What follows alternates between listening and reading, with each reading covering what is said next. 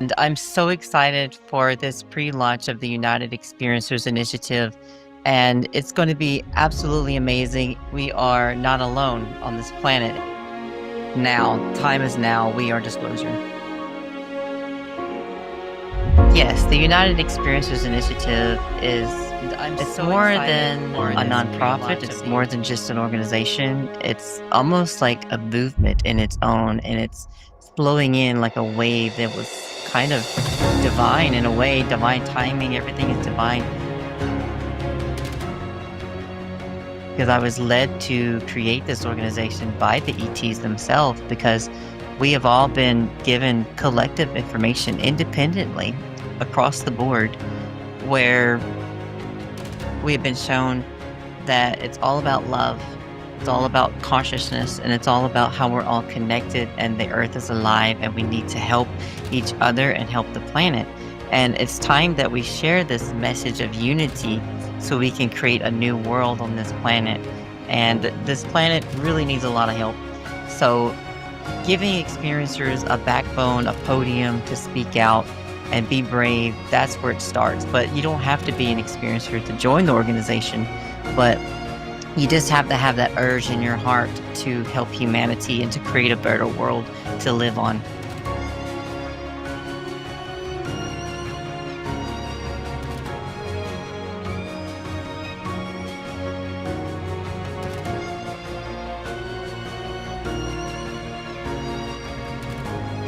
We are Disclosure. We are change.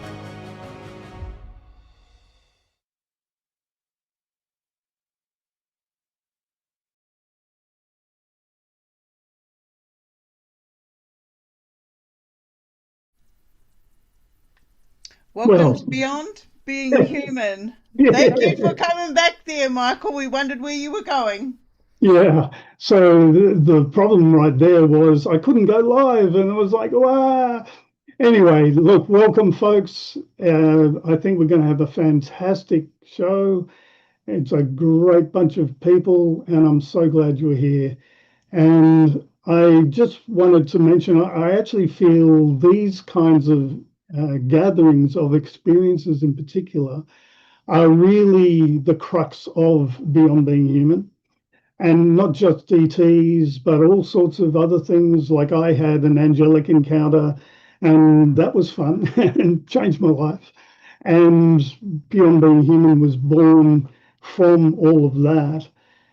And it's grown and grown and grown as various other inspirations come from that.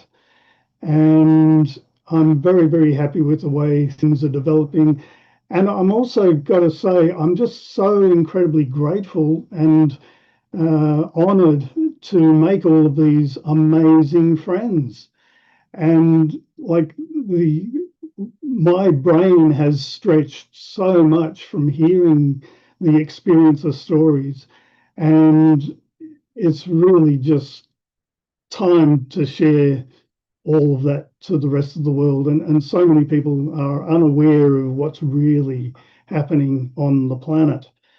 So, look, I'll be popping back and forth through the proceedings, and let's just have fun and get to know each other and share this with the world. And thank you again. Love and gratitude. Glory to the light of the radiant one. Over to you, Stone. Thank you, Michael. It's always a pleasure to be here, and what an awesome place to be. In this time and age, we turn around and say, we've got things in common. Let's bring it. Let's bring it. Let's find out what these things are and make a better society than what we've already got. Because we are the disclosure. We are the experiences. And so with me today, we have Nadalee Hill, and this is the what is it? It's the pre-premiere launch for United Experiences Initiative. So thank you, Nadalee, for coming along and sharing with us what you're about to share. And yeah, tell us a little bit about yourself and what brought you into doing this. Thank you, Stone. Yes, it's a long story, but I'll give you the condensed version. So I'll tell you how I got to this point. I am an experiencer, like many of you here. We are all in familiar company today. And my journey started really a long, long time ago, but my whole life really changed about 2, 3 years ago when I started going inward and meditating and working on myself. And that's when the extraterrestrials, the non-human intelligences, reached out to me and they made contact with me and they helped me remember who I was as a soul and why I came here. And then they eventually led me to create the United Experiencers Initiative. Now, this is more than just a nonprofit. This is a central lighthouse for anyone who wants to share the message that has been given to us by the non-human intelligences, which is we are all connected. We are all beautiful beings, and the planet needs our help. So for me, it's like I'm planting the seed. I'm not going to do everything. I'm going to create this, and I'll be here along the whole way.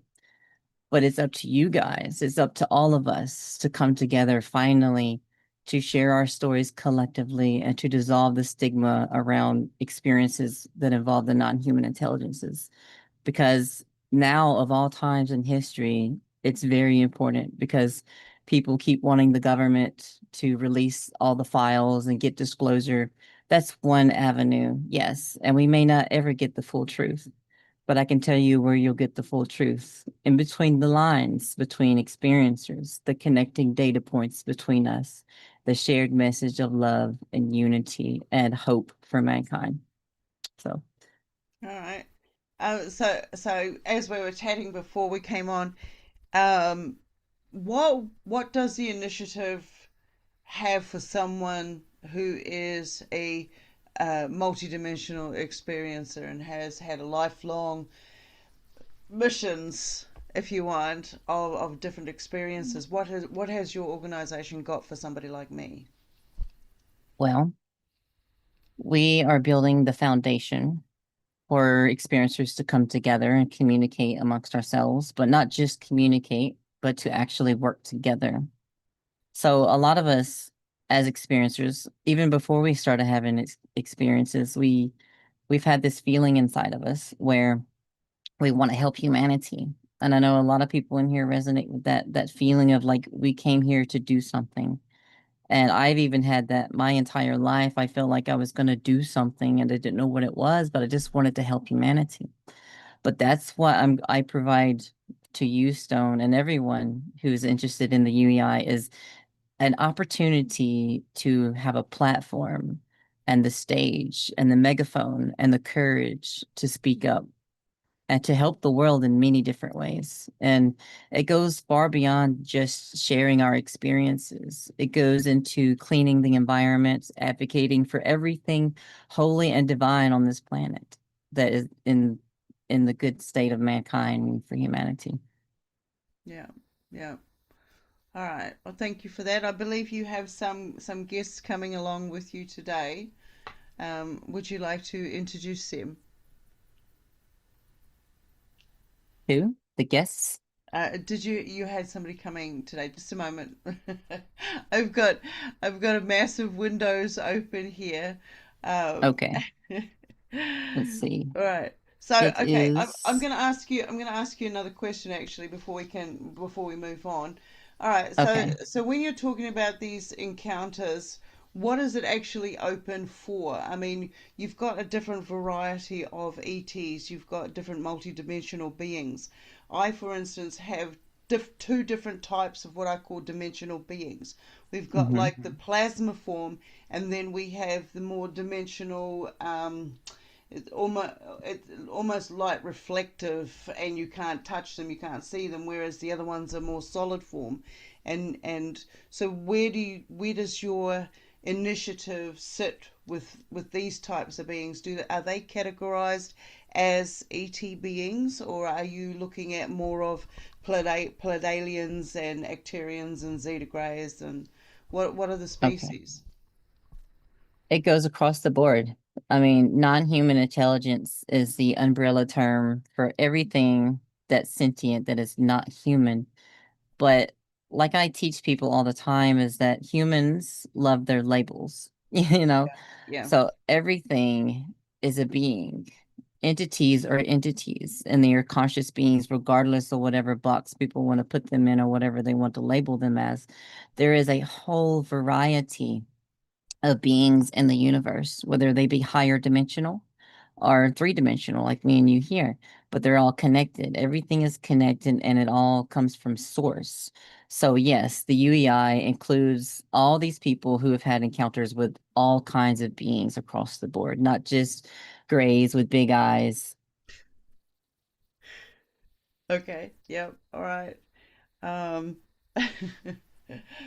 okay, where do I go with this one? Okay, so what about on the other side? Because being able to identify what an ET is, do you have a structure for that? Because does ghost encounters, or because to me, anything that can have a conversation with you that's not in the norm is a form of energy, whether it's an ET environment or whether it's a dimensional environment. I see it all as a form of energy density. So That's when right. we're communicating, I see, like, and this includes shadow beings coming in. This includes so many to list. So your initiative, your experiences initiative is open to everything. I mean, we because I'm looking to make sure that it's not just focused on solid form ETs that people can touch, because there are others that come in and you can only hear them through the head, That's right. and being able to distinguish between the actual being communicating with you and something other than, i.e., for example, voice to skull.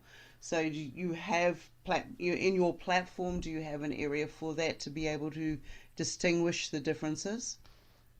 Absolutely. And it goes across the board. And, when it goes into defining the more intricates of it, it's you have to start talking about the philosophy of life itself and break down everything is a science. Everything could be broken down into a science, whether it's the science of the soul or the science of geometry. But from my research and from my knowledge, the universe is geometry. Everything is information, and information is consciousness. We're all living in a collected, shared dream of many dreams. And this is what it means to be the painter in the painting. But yes, the UEI does include everyone who's had any kind of experiences with any kind of beings or entities, paranormal stuff, all of that. But it kind of mostly and mostly surrounds the phenomenon of beings that are here from other places to help. That's the main thing, is the helping aspect. Like, of course there's good and bad ETs across the board. We know this. But from my knowledge, most of them are very positive. But the UEI wants to get these people with positive experiences out there to share all of this positive energy, to let people know that it's okay, that we're not alone in the universe, and it's okay to reach out, and we can teach them how to do that in different environments and classes. But it is a tricky situation sometimes, because we will also provide avenues for help for people who are having trouble with negative experiences as well. So we're going to have a resource page on our website for anyone who's having uh, evil, quote unquote, experiences, or anything in the negative region. So we will do our best, but do know that most experiencers who have negative experiences, who go under regression, do come out with something positive in the end. So my theory in that, I know I'm rambling a little bit, but No, no, you're my good. theory in that is that your mind, I can't prove this, but my theory is that our minds fill in the gaps and your body has this trauma response. So when we can actually calm the mind and just listen to the soul and recollect what happened during the event, then we can actually see the whole true story, and our mind won't fill in the gaps anymore. And it'll be like, oh, it wasn't that bad. They were just taking a sample, or they were just Yeah. checking on my health and stuff like that. Yeah. Do you have, can you share one of your experiences that you've had with off-worlders? Absolutely. I have so many. Okay, let me take some water here. Okay. So I had three different experiences happen in 2024. This particular one I'm about to tell you is an out of body abduction. I don't Okay. know if some sure some people in here has had an out of body taken experience, but to anyone else who's listening, there are two different kinds of abductions or taken experiences. There's physical, and then there's out of body. This particular one, like I said, is out of body, and they did leave. Um, well, no, I'm getting it mixed up. Sorry. This one I'm about to tell is out of body. I'll tell the other one later. Anyway, in the middle of the night, I was laying there in bed, and my whole body started vibrating, Yeah. and I started lifting up out of the bed about 3 or 4 feet. And I was very relaxed and very calm. I was like, whoa, this is wild. Just kind of like that ethereal feeling of just very relaxed. And then I got flipped over and I saw my body laying in the bed. I was like, oh my God, I'm out of my body. I thought my body was floating up, but it was my aura, it was my essence. And I was like, oh, there's my body in the bed. So they flipped me back around. I knew someone was in control, and this was the first time that they let me remember my experience at the time of it happening. So this one was very impactful to me. But they flipped me back around and I saw the ceiling again. Then they flipped me from head to toe back in that way, almost like they were calibrating me. And then I blacked out. And I woke up sitting, oh wait, I skipped forward too long. I woke up standing and there was these grays on my left and right side. They never let me look at them, but they had extra long fingers and like extra bends in their finger, it seemed like, and they were just like tapping my body. And I was just standing there very calm, very relaxed. And it felt like a checkup, like a normal thing that we've done before. And I was like, okay, cool. I'm just gonna stand here. So we got done with that. And I blacked out and I woke up in another dark room. I can't really like see too far in front of me, but I'm sitting in this chair and there's a gray ET, a male on my right side, and he says, I'm going to drill your leg now. And I'm like, okay, cool. Very relaxed. And I'm just like very docile. And I look down at my upper right leg on the side, and he comes at my leg with a drill that kind of looks like a Dremel tool. And it has like a drill on the end of it, like you would see in a tool shed. Now, my theory is that my mind was filling in the gaps because it was an out of body experience. So it was probably a representation of them working on my astral body. But anyway, he started drilling into my leg. It only hurt a little bit. It felt like a really bad shot you would get at the doctor. And he got to my bone and I started freaking out. I was like, I got a little anxious and he was like, shh, it's okay. Just relax. And then I passed out. And then I woke up in another dark room. This is the last room. And I was sitting there in this chair, and there was a table in front of me, and there was another chair on the other side of the table. And this woman comes in. She comes around my left side, and she has red, poofy, curly hair, round face. I don't remember her facial features exactly. It was really fuzzy. But she sits in front of me and she begins to ask me some questions.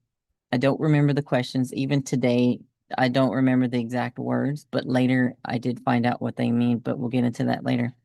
Yeah. But she asked me the questions. I felt like I had passed the evaluation and I black out and I wake up back in my body and I'm like, holy crap.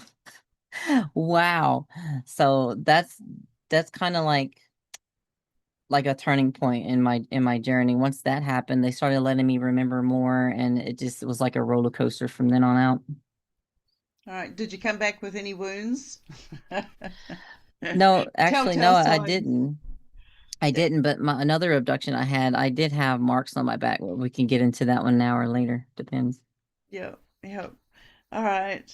So you're doing this the whole initiative, the United Experiences initiative, because there are many of us out there who are having these experiences, and united collaboration is our disclosure, because we're not getting it from the societies and the groups and the connections out there saying this is what they're going to deliver.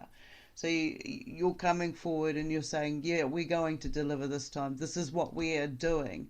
And this is why Right. we are the initiative. We are moving forward on this. We're not going to sit and stagnate any longer with the information we have. And being an experience, and our experiences don't always have to match. You know, there's many different forms of experiences that we have. So do reach out, do take a look at Nadalee's in United Experiences initiative. It still catches on my tongue, but Yeah, it I takes a love minute to it. get. I love it because it says exactly what it is that you are pulling together. So yes, very much. Thank you. I believe you know someone who is coming on as the next guest.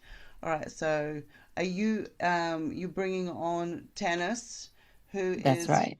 yes, so I'll jump off and that's up to you. Bring her in now. So thank you for sharing that. I look forward to going deeper with you in this, and I'm definitely going to be part of this initiative because there's a lot there. There's a lot there. So thank you for bringing it to the table, and thank you for sharing. So Thank you. Thank you, all yours. Stone. I just wanted to one quick thing. I wanted to elaborate a little bit more. You said that the experiences go more than just what I was talking about. Yes, because this is a consciousness event. This is a consciousness thing. And sometimes they can get inside our head and show us what we need to know, how we need to know it. So it will be different for all of us, but there'll also be hidden little similarities between us to show people like, hey, this is all connected. So yes. Definitely. And thank you, Tanys. Tanys is here. I hope that's how you say your name. I'm really bad with names. Thank you so much for being here. All right, there you Hi, go. thank you. Yeah, Tanys. Tanys, got it. Yes. We don't really have names in the Federation. Yeah. Some of us do. I'm familiar. Yeah. Okay. Did you have a question or would you like me to do the intro for the Alliance? Because I think Yeah, that was where we were go ahead going and right do now. your intro and then we'll get started. Okay. Thank you. So I am a galactic ambassador with the Alliance for Extraterrestrial Diplomatic Contact. This is actually an Earth-based organization. And the Alliance, it is an international organization, and we work with we're working with all sorts of politicians around the world, as well as scientists and all of that. We are in the process of finding a site to build an embassy for ETs, and that is the biggest project that we have going on right now. We also need to work on new protocols, and I think there are a number of us on here tonight that are working on different protocols as well. We are hoping to make some adjustments to the Vienna Convention to allow for diplomatic contact when they do come. So I think that's one of the biggest parts. So working with the UN is the goal, to have those changes made to the Vienna Convention. The embassy is well on its way in terms of where to put it. We're in discussions right now with a few places. And so it's a big project, and we have a whole bunch of volunteers. We have a whole bunch of supporter networks that we work with. And we're up to, I think it's over 2 million supporters at this point. And so that's where we're at. So we're working towards that angle of the diplomatic contact when they actually are able to be here physically in an open way. We all know they're here already, but in a physical, open way with society. That is what our goal is. So. Wow, that is so beautiful. And it's so needed because once we have open contact, there will be ETs that come down who want to participate in teaching sessions, who want to guide the people. And some of these will be type 3 hybrids, is what I call them, our children, type 2 children.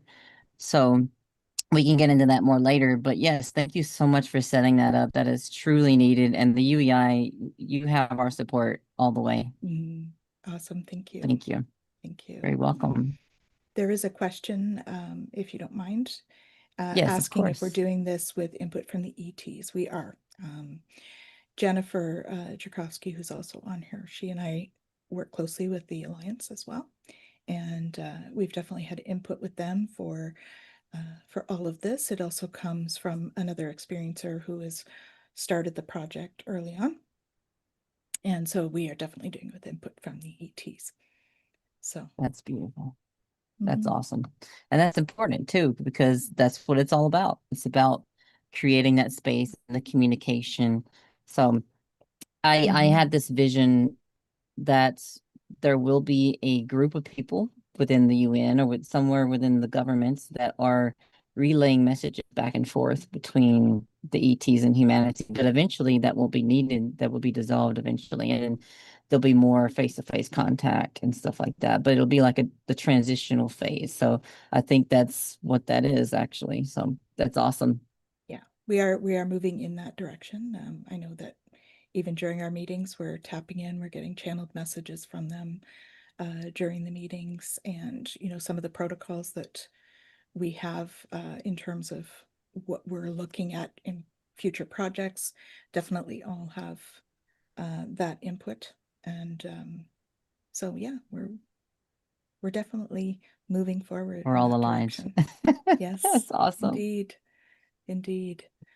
That's beautiful. There's a question about So, where they're from, the ETs are from. mm, And I'm going to say from all over, because the Galactic yes. Federation it's very vast. And so lots of input from all types of beings there.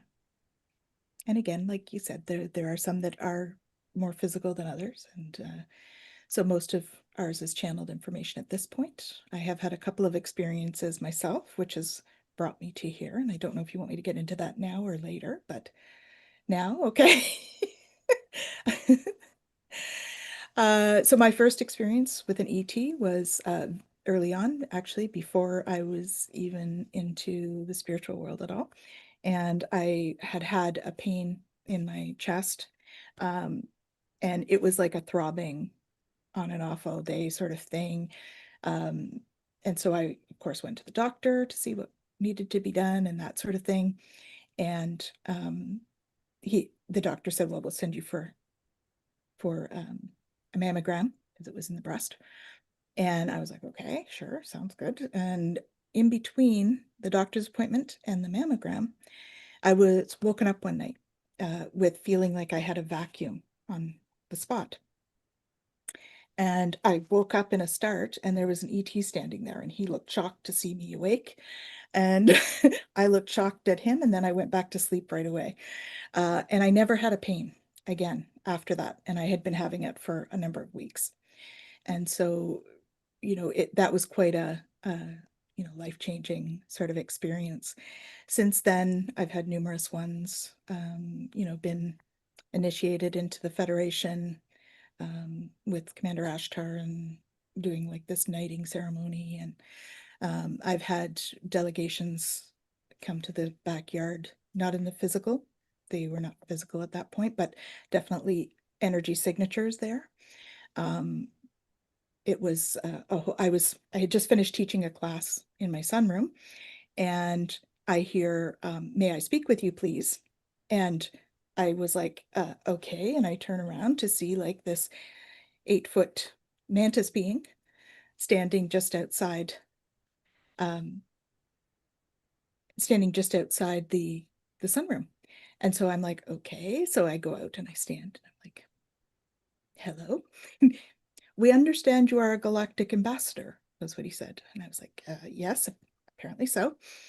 And he said, would you please tell people that not all insectoids are nefarious? And I was like, okay, yeah. Feeling slightly intimidated because he was quite tall. And he said, thank you, and sort of did this and toddled off towards the back of my yard where I realized there were 5 more standing at the back of the yard. And I was kind of like, okay. And so I walk into the sunroom where my class was, and one of the students could see the energy signatures out at the back of the yard. So I'm like, okay, I'm not losing it. This is real. So I've had that encounter, but of course I have them regularly. I work with my ET guides all the time. And, I have numerous past lives, working with the Federation, as Jen has as well. She and I have both worked with them. Jen and I have been in many lives together. And so we have done this work with the Federation for lifetimes. So we are just honored to be able to be part of all of that again. So That's so beautiful. a Thank you so much for short, sharing quick that. And version. it's true. There's a lot of Mantis beings that are out there, and they're very playful and they're very kind. And Mhm. with the past life working in the Federation, I've worked in the Federation too. So it's good to see you again. We've probably met before. Now we're doing the ground crew, the groundwork.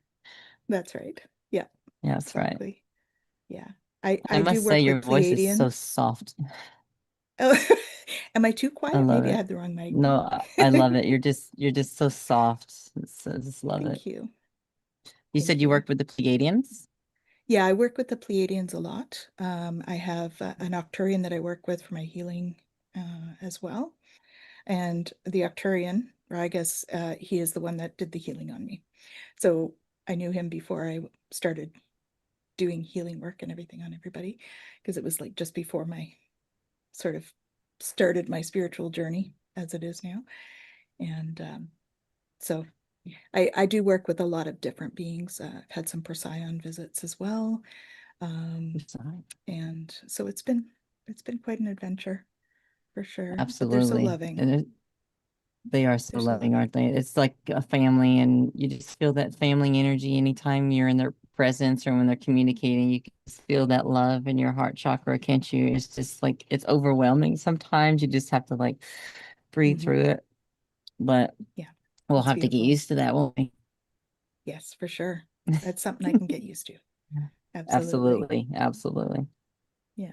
And I'm a channel, so I do some light language as well, and um, you know, Ooh, speaking channeling yes. as well. But yeah, and that is And for anyone, a lovely go ahead. gift. I'm really honored to be able to bring Yes. that through. So Light language is the divine language of the universe, of all of reality, the source flowing through you. A lot of people don't understand when you say light language, and they think we're just making languages up, but it's not like that. We're literally the instruments of the universe itself, and it's something that you can't force. It's just something that comes through when your time is right, if you're meant to do it. It's mhm. just for me when I started becoming spiritual, it just started happening. I didn't just speak it though. I was singing it. So the only way I can really do it is if I sing it, which is really interesting. Mm, But I love it that a lot of us are actually speaking the light language. And the thing with light language and symbols and all kinds of stuff is that information is embedded within the sounds, within the frequencies, within the symbols, because reality is consciousness and consciousness is data. You can literally encode a symbol with information and show that symbol to someone, even if they're not conscious of it. They're absorbing the information from that in the back of their minds. Ain't that beautiful? it is. It is indeed. It's quite funny because I have one of my clients comes, and she's of course an experiencer, starseed, and they'll come in and start talking through me, and she ends up talking back to me in light language as well. So we'll go on and have full Mm, conversations in light language. So it's it's a so lot of fun. beautiful. Yeah, very Absolutely. healing. Beautiful. It is. It's like dance in motion, just fluid energy. And some people, you can sing or say light language and have a particular thing in mind of what you want to do, or you can have like a universal light language. And that's what I do. I do universal light language. So it's like whatever you need the energy for, it will transmute for you as it comes into your field.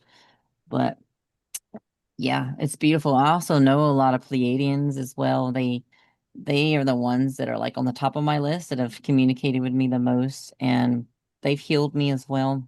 And dream contact, I've seen them in person in California, like face to face in a public setting. I talk about that a little bit in my podcast interviews, but when you see them in person or in any shape or form, in any way, it's just something that changes your whole life, and Mhm. it just puts you on a movement. It puts you on an energy and a wave that you can't even verbalize with human words. It's just so divine and so just heavenly that it is what it is. But we have to try to tell humanity what it's like, and hopefully one day they'll get to experience that as well. Mm-hmm. I am sure they would. I'm sure they will. Probably very soon, actually. That's right. That That's is right. what I Very heard. soon, hopefully. Yes, I think we're on the good timeline still so far. Everything's just Yeah. going to smoothly flow into open contact, or where we through many different organizations, not just the United Experiences Initiative, teach humanity how to make contact in local groups like contact meditations. So the more we get people on board, the more we get people educated, then they can know and be ready and dissolve their fear of extraterrestrials. Because fear is one of the biggest things that hold humanity back from making contact, because it lowers your frequency. And I know a lot of people hear the word frequency and they're like, oh, that's woo or whatever. It's a real thing. Frequency It's is science. love. Yes, there is a science to all of this, but it's been ignored, it's been suppressed, it's not been investigated, but it is a literal science, and surprisingly, it has a lot to do with geometry. But Mhm. we need to reprogram, we need to deprogram people's minds of what Hollywood and the government has done to people, because back in the day, back in like 1960s, 1970s, or yeah, around that time, they used to play late night TV shows. Remember that show called um Unsolved Mysteries? Yes. Yep. Mm-hmm. So they used to play people like us on there, and then they would play like scary music in the background. It's all about the setting and the mood that changes people's viewpoint of the whole topic. So we really have to like get inside their minds, relax them a little bit from the inside out, and encourage them to have healthy thoughts when it comes to extraterrestrials, and be mindful of our thoughts as well in general, because that's important for your own personal health. And anytime you have negative thoughts to others, that's also not good either. So we need to be more mindful of the way we think towards ourselves and others. And that's another avenue towards making contact, because they want to talk to people. The ETs want to be friends with people who are in that divine essence of loving all living beings and just being humble. It's all about being humble and just being a good person. Well, and I think, love is the key to so many things. That's right. You know, I, I spoke at the conference, the Alliance conference a couple of years ago, and it was what I spoke about was lead with love and let love lead you. And that's really going to be the way forward for that. That's right. I see Zen has put a comment here: as long as we seek alignment, coherence happens. Yeah. And I That's right. definitely concur. So, Well, thank you so much for sharing that. I think we're going to move on to Jennifer Jurkofsky. I hope I said your last name right. I've been Jurkofsky. Jurkofsky. Sorry. We're just gonna jump in for a moment. Michael has a video that's lined up. We're already Okay. we're already pushing the boundaries of our time schedule, but it's one of those hard things to try to stay on track when we have so many awesome minds, so many awesome experiences that that's one of the things about us. We just want to share the experiences on all the multi levels. So thank you, Tanys, for sharing, and thank you, Nadalee. So Michael is coming up next with a video from Zen Benefiel. So Michael, take it away. Thank you, ladies. Thank you. Thank you so much. Yeah, what a great conversation. And we're off to a really good start, even though that's taken an hour. But we will catch up as we go. And I see that Zen is actually here live. Maybe later on, Zen, I'll give you the floor, but I'm just going to play your video now. And I'm also going to play Debbi Dachinger. And Stone in between after Zen, if you'd like to read her little bio, because she's not here in person, in spirit probably, but anyway, here we go.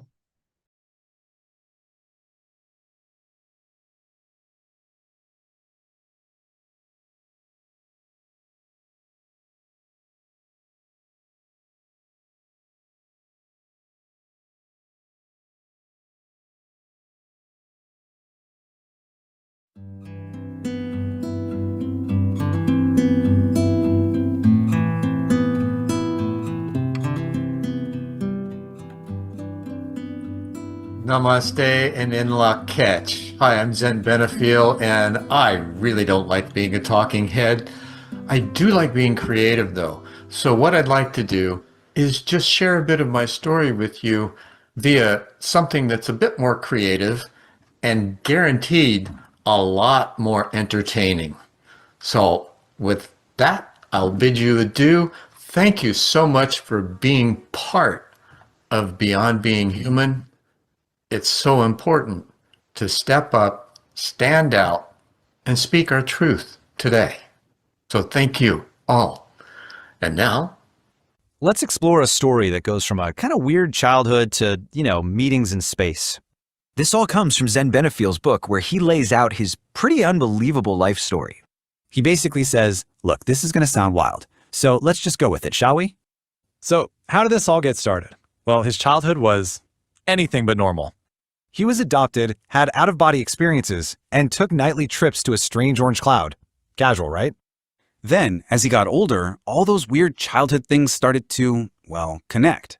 And bam, a book falls off a shelf, linking that orange cloud to UFO contact stories. Whoa. Later, he's at his aerospace job when a voice just tells him, grab a pencil and draw. And his hand just moved, like totally on its own, creating this incredibly complex image. This is what he drew. It became this massive puzzle he spent years trying to figure out. Then, in 2000, his private journey suddenly went very, very public at a spiritual conference. Out of nowhere, he's introduced as royalty from the Ashtar Command and asked to lead an Earth crew. A year later, things got even crazier. We're talking way beyond earthly events now. He says he was taken aboard a starship for several nights to, get this, run a series of meetings. And the attendees? Reptilians, insectoids, Zetas, a who's who of the Galactic Federation. And the agenda? Oh, just finalizing the rules for making first contact with us humans. No big deal. When it was all done, they gave him this plaque. Apparently, this moment was millennia in the making. So, after all that, what do you do? Well, he tried to bring this cosmic mission down to Earth. He did a TV show, started websites, got into community activism, and went deep into ufology, which put him right in the middle of huge public stuff, like the famous Phoenix Lights investigation. So it makes you wonder, if an experience feels totally real to you, does it matter if nobody else saw it? well, I hope you enjoyed that little tidbit of my life. And yes, it's all true. And what can you say? It's my experience, right? Well, let's bring it forward 50 years. And here I am today, founder of PlanetaryCitizens.net, host of One World in a New World that has 2.2 million views, something like that, and 237 episodes as of this recording. I talk to people all over the world about how we bridge the inner and outer experiences, and trust me, they're all over the place. So I invite you to check it out. And thank you so much for being part of Beyond Being Human. And Michael, I love you, brother. Have a great one, and I look forward to the day that I can actually hug you in person.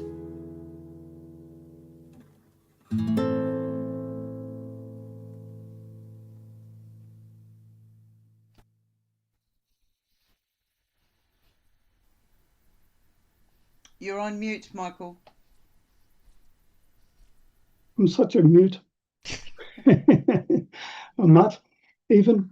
As time's running on, Alan Steinfeld is here, and we had scheduled him a little bit earlier even. So I think, Alan, if you're okay, let's go with you to promote the event that's happening tomorrow. I was very, very excited to see it. And yeah, if you're ready to talk about that for a few minutes. I'm I am ready, Michael. Do you hear me okay? You hear my Yeah, sound? you're good, yeah. Oh. And I've got a little video Well- to play after you speak as well from them. I'll say, yeah, it's so great to see some old friends. Stone, of course, who was one of my star pupils in remote viewing. Kevin, who's an old friend from some dimension. Who else do I know here? Oh, of course, he's calling himself Michael David today, but it's the guy who's putting all the embassy stuff together there. Anyway, thanks, man, and Zen. But anyway, yeah, tomorrow, May 3rd, I am part of this amazing organization called UAPedia, and we're putting on this fantastic conference here. I'll share the screen. Do you see this on your screen here? Do you see that poster? Yes. You do. All right. So this is part of an organization called UAPedia, which is bringing together I'd say the most truthful articles. Truthful, I mean, they do fact checking, they do cross referencing. There's a lot of stuff out there, and a lot of it's experiences, and you can't argue with experience, but you can argue with facts. What the government is telling us, what's true, what isn't true. So this organization is writing factual articles based on crash retrievals, the things that we know to exist. So what we're doing here, talking to experiencers, is one level. That's the advanced level. But this organization kind of grounds it in history and where we've been and where the phenomena has been coming from. What patterns do we see in the phenomena? And so we have, leading off is Linda Moulton Howe, is probably the godmother of UFO investigations. And of course, we have Danny Sheehan, who's the lawyer for UFO disclosure, and we have Steve Bassett. Those are the three top speakers in the field. And it's their website, uapedia.com, has, I think it's now 20,000 articles. It's probably the most looked at UFO website online. So tomorrow is a conference called UAPCon 2, which is at uapcon.com.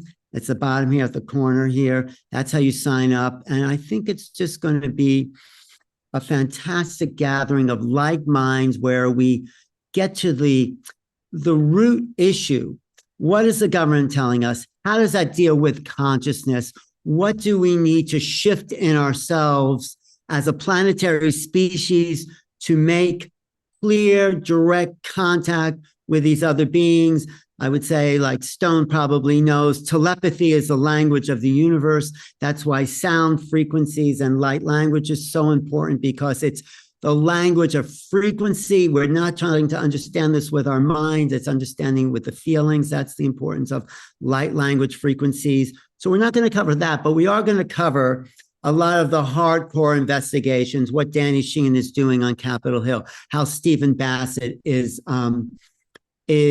out there talking to politicians and bringing this forward. So we feel like UAPedia grounds the phenomena, so those people that can't hear about star language or star races, and they're not ready to hear, but this is a kind of introductory level to people who are opening to integration. And of course, this is the next step, what we're doing here with Beyond Human, because we are going beyond human. But let's get everyone in the door first for some. And then, of course, there's always an advanced level. So it's the spectrum. So we're starting at people at ground level. And of course, if you're already familiar with this, there'll be a lot of great information that you can share with your friends and family who have no idea what we're talking about here, which there's always somebody like that in the family. So we're talking to experiencers, though. We're talking to researchers and to journalists and to these really foundational people like Danny Sheehan and Steve Bassett. I'll be hosting it, leading the discussion, because there's no better thing that I like to talk about than this phenomena and its mystery, its mystique, its evolutionary potential for the human race as we meet these other beings that are just waiting for us to grow up. It's like, come on, can't you guys just like be friends? Can't you like be friends with each other? And so hopefully that will be our future. I'll leave you with this one saying that just gets me every time I think of it. H.G. Wells, who wrote the first book on kind of ET invasion, it's called War of the Worlds, which was kind of a negative thing. But at the end of his life, he came around and he said, at some time in the future, people will be looking back at old newspapers and magazines and think, was there ever such a world?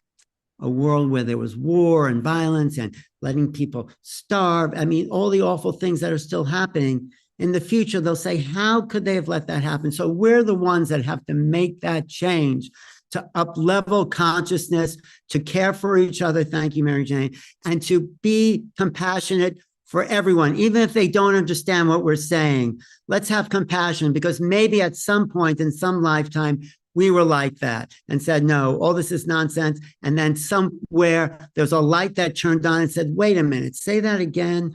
Well, this is the planetary situation of awakening that we are in. We have to keep saying it over and over until the whole planet gets what we're talking about.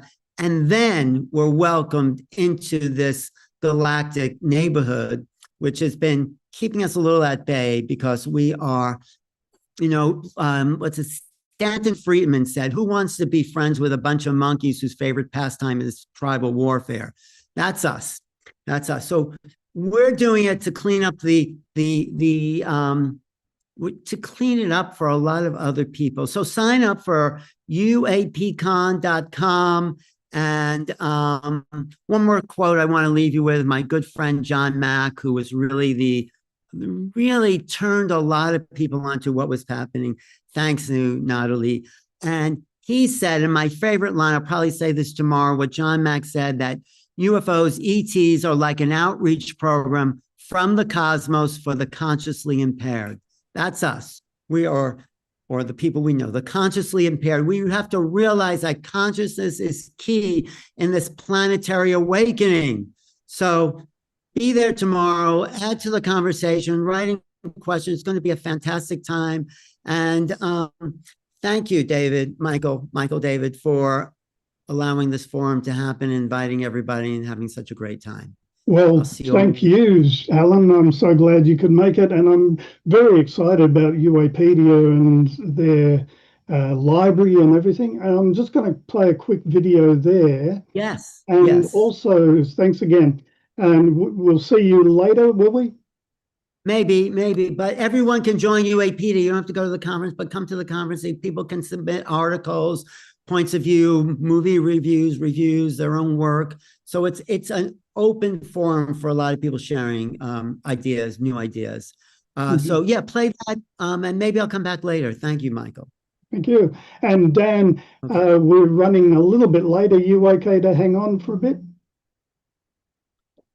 Oh, Dan, you have to unmute. Dan, good to see your face, but we don't want to see your lips move. Hi, guys. How are you? Hey. I could go 15 minutes late, and then I'd have to Okay, I'd have to leave. This video is just a few minutes, and Stone will bring you on then. Thanks for coming. Okay, here we go. Dan. Hope to see you tomorrow, Dan.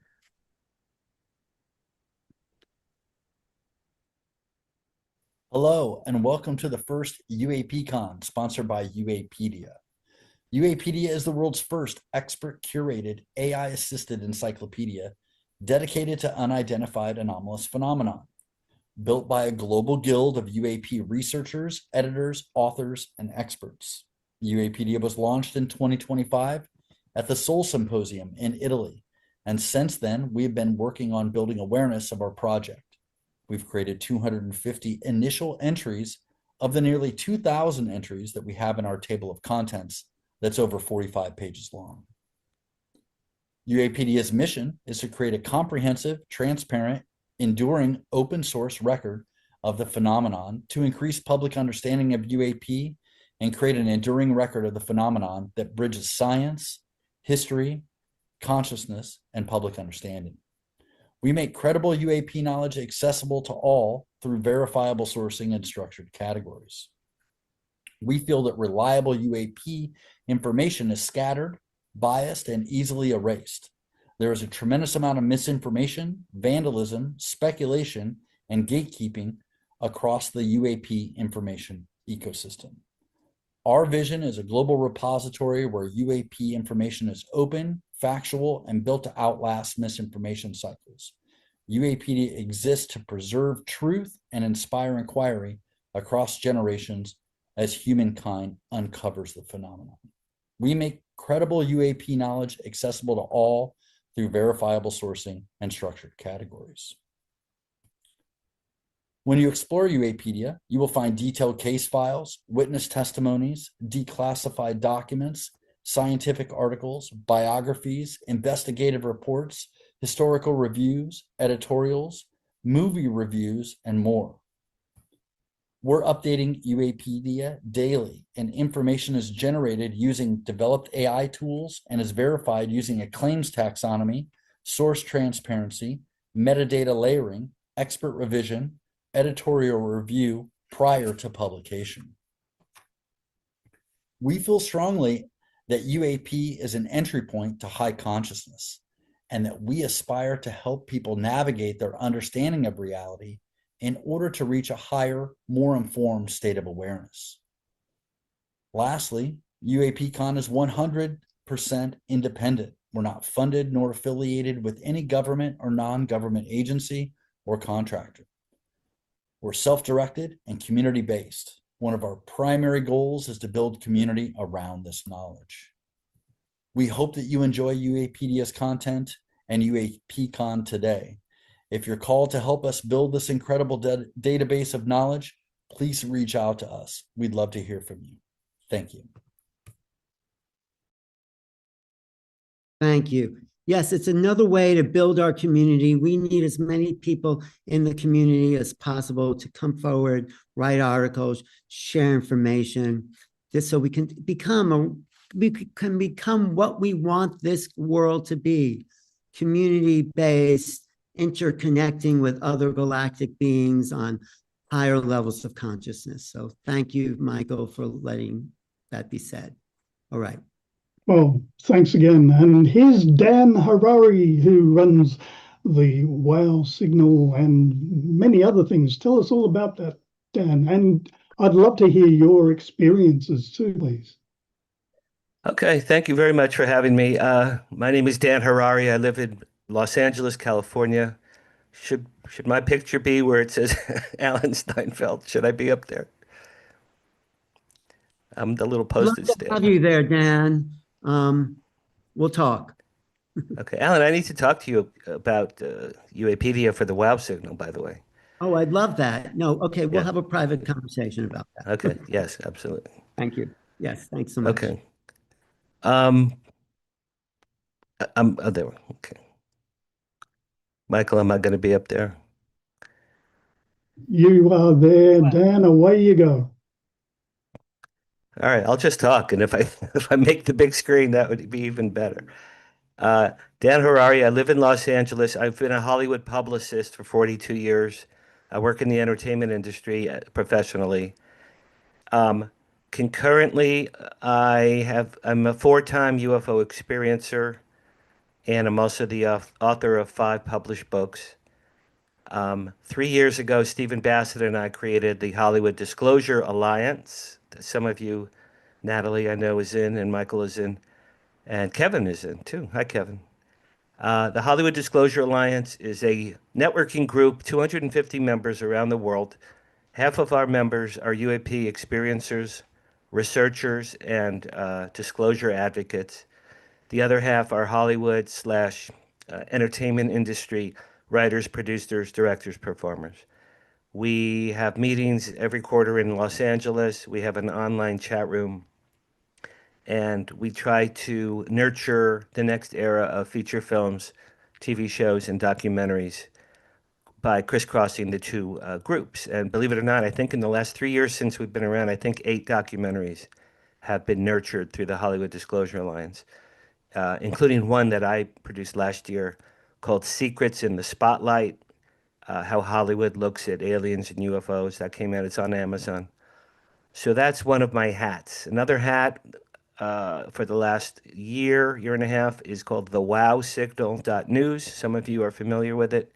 The wowsignal.news. It's something I thought of When I met Steve Bassett, because I'm a publicist, I asked him, where do people go for the latest UAP research and disclosure news? He goes, I don't know. I have no idea. Steve Bassett there was no central news source. So I coaxed my daughter into helping me. My daughter's a graphic artist and a website builder and developer. She and I created the wowsignal.news. It's a year old. We've had hundreds of articles up there. We just went to a paid subscription a month ago because I couldn't afford to keep sustaining it out of my own pocket. So it is a subscription base, and if any of you guys can help subscribe, that would help it keep it going for a longer time. The wowsignal.news. Okay, now the reason we're here, experiencers.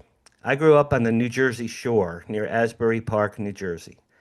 One day when I was 13 years old, this was March 1970. I was 13. My dad picked me up one day from after school and drove me home in our suburban New Jersey neighborhood. Sunny day, clear blue sky, about 3 o'clock in the afternoon. And he's driving me in his car. As we're driving home, I saw through the windshield of my father's car. Above our car, there was a huge silver V craft hovering maybe 300 feet above my father's car. It was like, each wing was like the size of 2 school buses. It was enormous. Shiny silver, pointed tips, and it was just hovering above my father's car. No sound, no propellers, no smoke, nothing. It just was hanging there. So I saw it through the windshield. I go, Dad, stop the car. Dad, stop the car. There's a UFO. Stop the car. My dad stopped the car. He and I got out. We stood in front of the car. We looked straight up. And now, again, this is 1970. I'm jumping up and down. I go, Dad, look, it's Star Trek. It's Star Trek. I'm 13 years old. So I'm jumping up and down like this. My dad looked at it like he was bored to tears, couldn't care less. He'd seen it 5,000 times. He was actually bored. He actually looked bored. Any of us in this room, if we saw that together today, we'd be jumping and dancing and crying and making love on the street. My father was bored to tears. Okay. So after about 2 minutes of looking up, my father just looks down at me very calmly. He goes, come on, let's go home. He was bored. It was like the Pyramid of Egypt was hanging above my father's car. No, let's go home. Okay. We get in the car, we drive home. As we're driving home, I remembered this more recently. The V followed our car for another 2 blocks, and then it moved forward quickly and vanished into the horizon. I got home, I ran into the kitchen, 1970 rotary phone. For those of you old like me, rotary phone. I called the Asbury Park Press, my hometown newspaper. Hi, my name is Danny. I'm 13. I just saw a UFO with my dad. I saw a silver UFO with my dad. The lady said the following. Sonny, I can't talk to you right now. We're getting hundreds of phone calls about this. I gotta go. I'm really sorry. And she hung up on me. Okay, that's a true story. That happened. I looked in the paper every day for the next week. No article ever ran on the sighting. I forgot that event happened for 47 years. Okay? 47 years. I forgot that happened. My dad and I never discussed it ever. We didn't talk about it that night at dinner. We didn't mention it to my mother or my 2 younger brothers. I never told any of my friends. It's as though it never happened. It was a half hour of my life. And then once it was gone, that was it. It was gone for 47 years. That's part 1 of this story. Okay, part 2 is probably better. So let's put part 1 aside for now. That's over here. In the year 2008, I was at that point studying ufology. I was a member of MUFON. I went with a girlfriend, summer of '08, to James Gilliland's Isetti Ranch. How many people know of Isetti Ranch or have heard of it? Some of you probably. Okay. He had spoken at a MUFON meeting and said, come up for the 4th of July weekend, 3-day weekend in 2008, and we'll have guest speakers and films, and we'll skywatch. Now, this is before CE5. The term CE5 was coined, I believe. But that's what we ended up doing. We did CE5s. So for 3 days and 3 nights, my girlfriend at the time, Barbara, and I went to this event at his property. It's at the base of Mount Adams in Washington State. Mount Adams is one mountain south or north, one mountain south of Mount Rainier, where Kenneth Arnold had his sighting. It's part of the same mountain chain.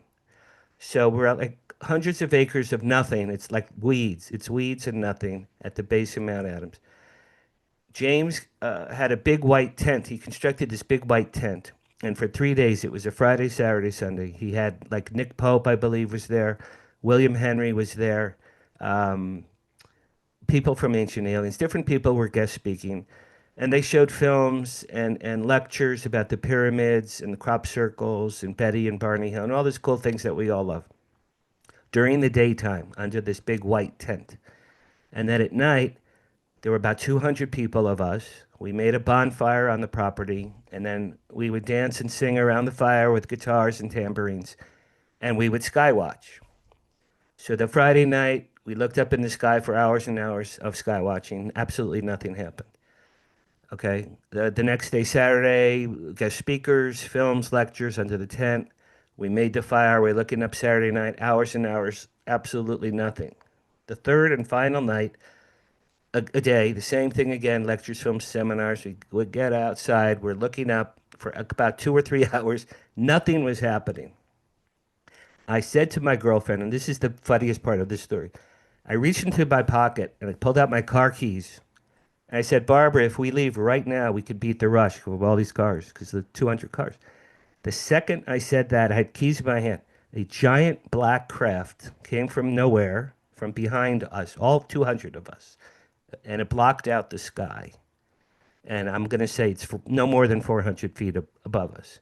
And it blacked out the sky. I thought someone was playing a joke on us.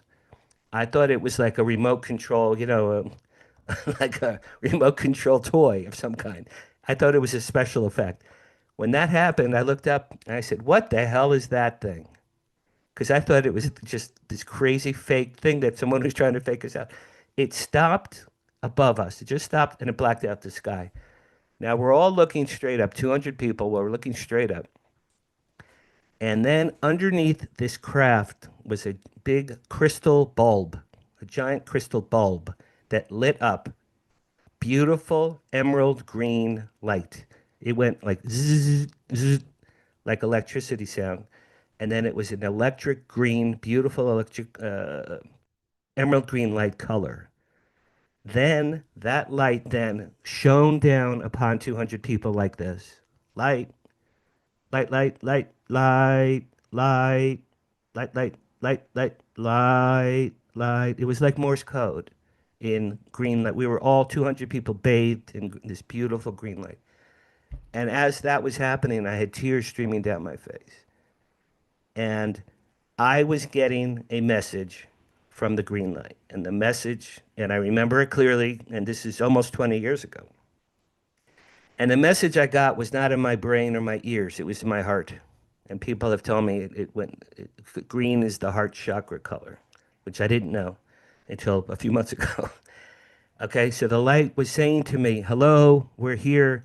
We're sorry we're late. We know you've been waiting for us. We got detained. We love you. We love mankind. Be kind to one another. Be kind to planet Earth. We'll see you again sometime. We were in the neighborhood. We just wanted to say hello. Peace to all of you. We love mankind, and we have to go now. We'll see you another time. Along those lines. The light then got sucked back up into the craft. The light in the bulb turned off, and then the craft just slowly moved away and then vanished very quickly over Mount Adams. Okay. So from A to Z, from appearing to being gone, maybe a minute and 15, 20 seconds at the most. Now I'm crying. Everyone's crying. We're sobbing. We're hugging. We're kissing. And it was a remarkable moment in my life. I have been, since that moment till now, I've been a nicer person. I've been a kinder person. I've been uplifted. And I can still feel it in my heart to this day, 20 years later. I can still feel that. And I said to myself, to my girlfriend, I go, well, I guess we really aren't alone, are we? Because it was clearly, that was not a Chinese weather balloon. That was not a drone or a missile or anything man-made. It just wasn't. There's no way. It just couldn't have been. All right, so that's that story. Now I'm going to come back to part 2 of the first story. And then I'll be done.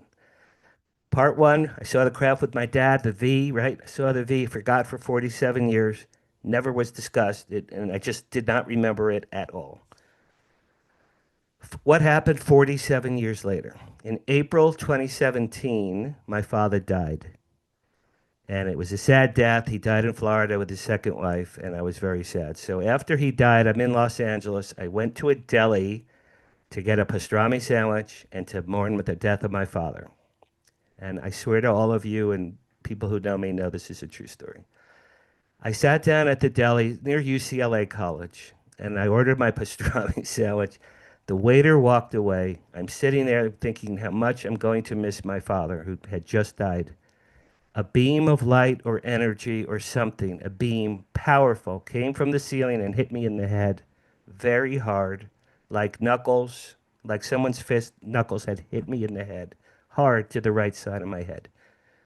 Through my eyes and my brain, then was projected, and I swear to you this is true, was projected into the air in front of me like this, the 1970 UFO sighting I had with my father. It played in the air, color 3D hologram with sound, perfectly outlined like 16 by 9, like a high definition television. And it played in front of me in the air at the deli. I'm waiting for a sandwich. And I saw this, and I saw me and my dad. I'm jumping up and down. There's the V in my father's car, and it looked like God had taken, like God had recorded it. This must be the Akashic Records because it was recorded. It was like God had been, Cecil B. DeMille with a camera. And I saw this at the deli, and my heart's racing, and I'm shaking. And I go, "Oh my God, I remember that. That really happened. Wow, that really happened."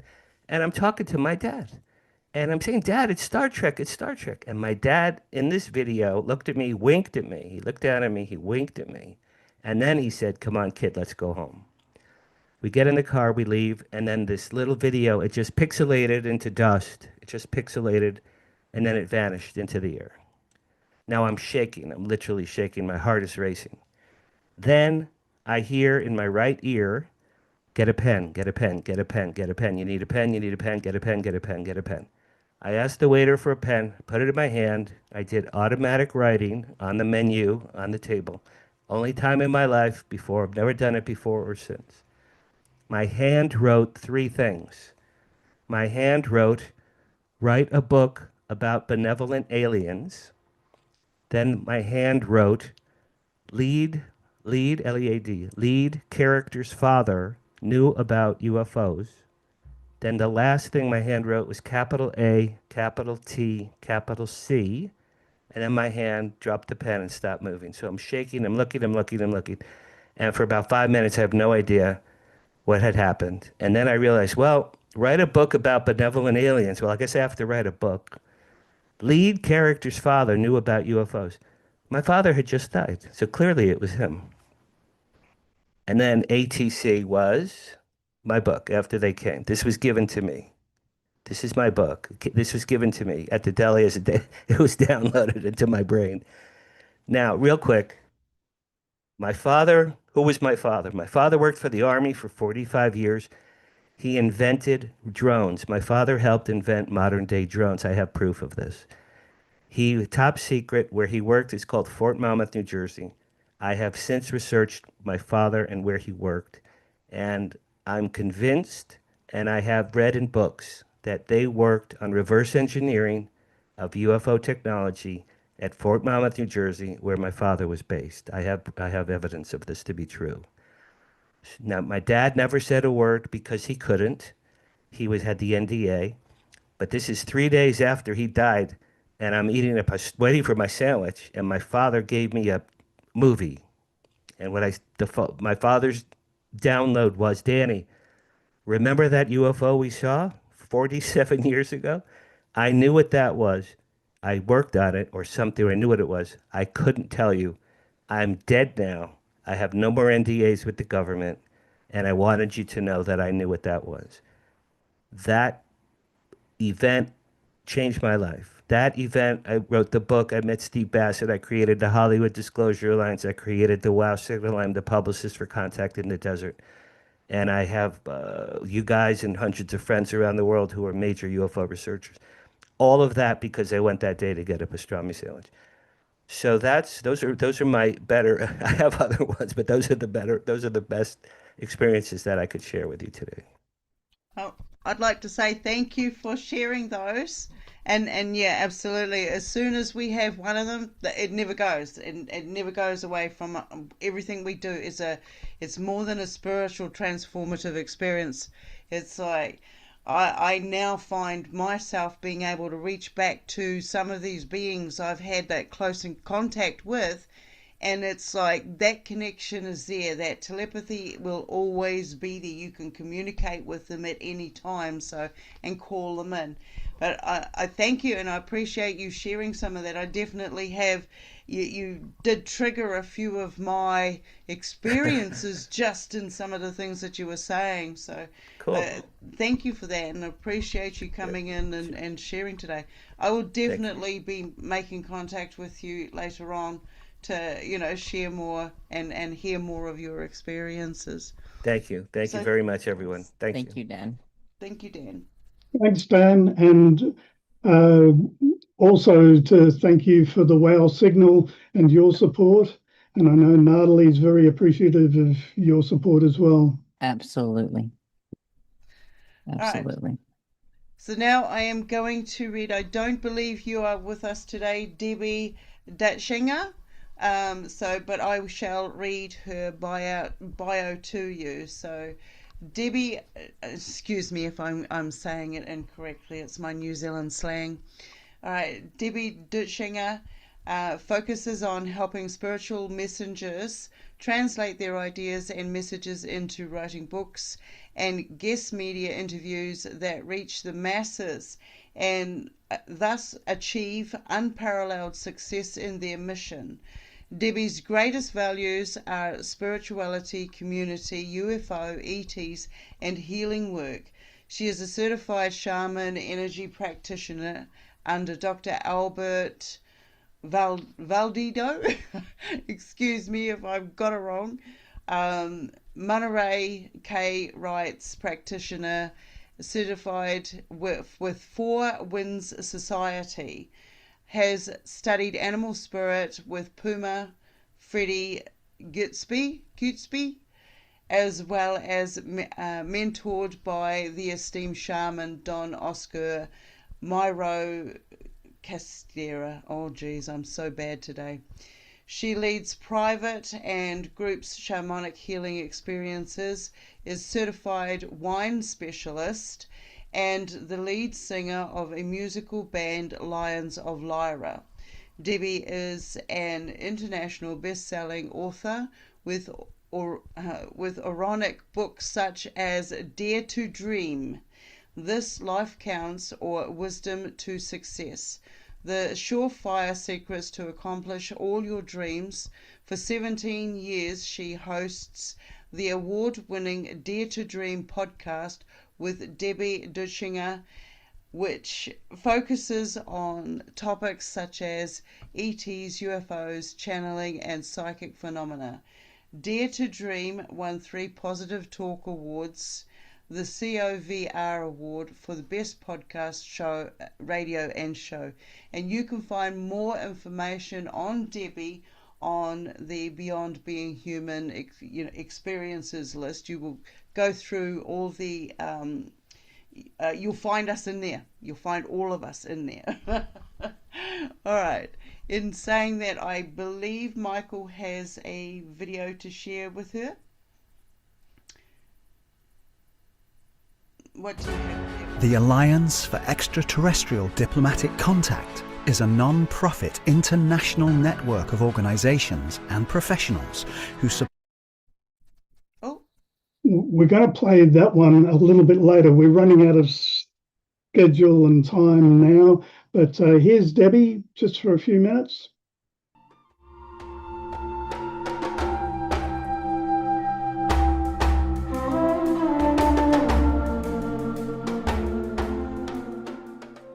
Hi, I'm Debbi Dachinger. I am a UFO experiencer, ET contactee. And I started out life extremely skeptical is a nice word, but a non-believer in all of this. I was a big eye roller when people talked about UFOs or extraterrestrials. That was just not in my wheelhouse, as spiritual as I have been my whole life. And so I had an extraordinary experience when I left the United States to go to Costa Rica 7 years ago. And I did ayahuasca. I did it 25 times over my lifetime, but this time in particular, it was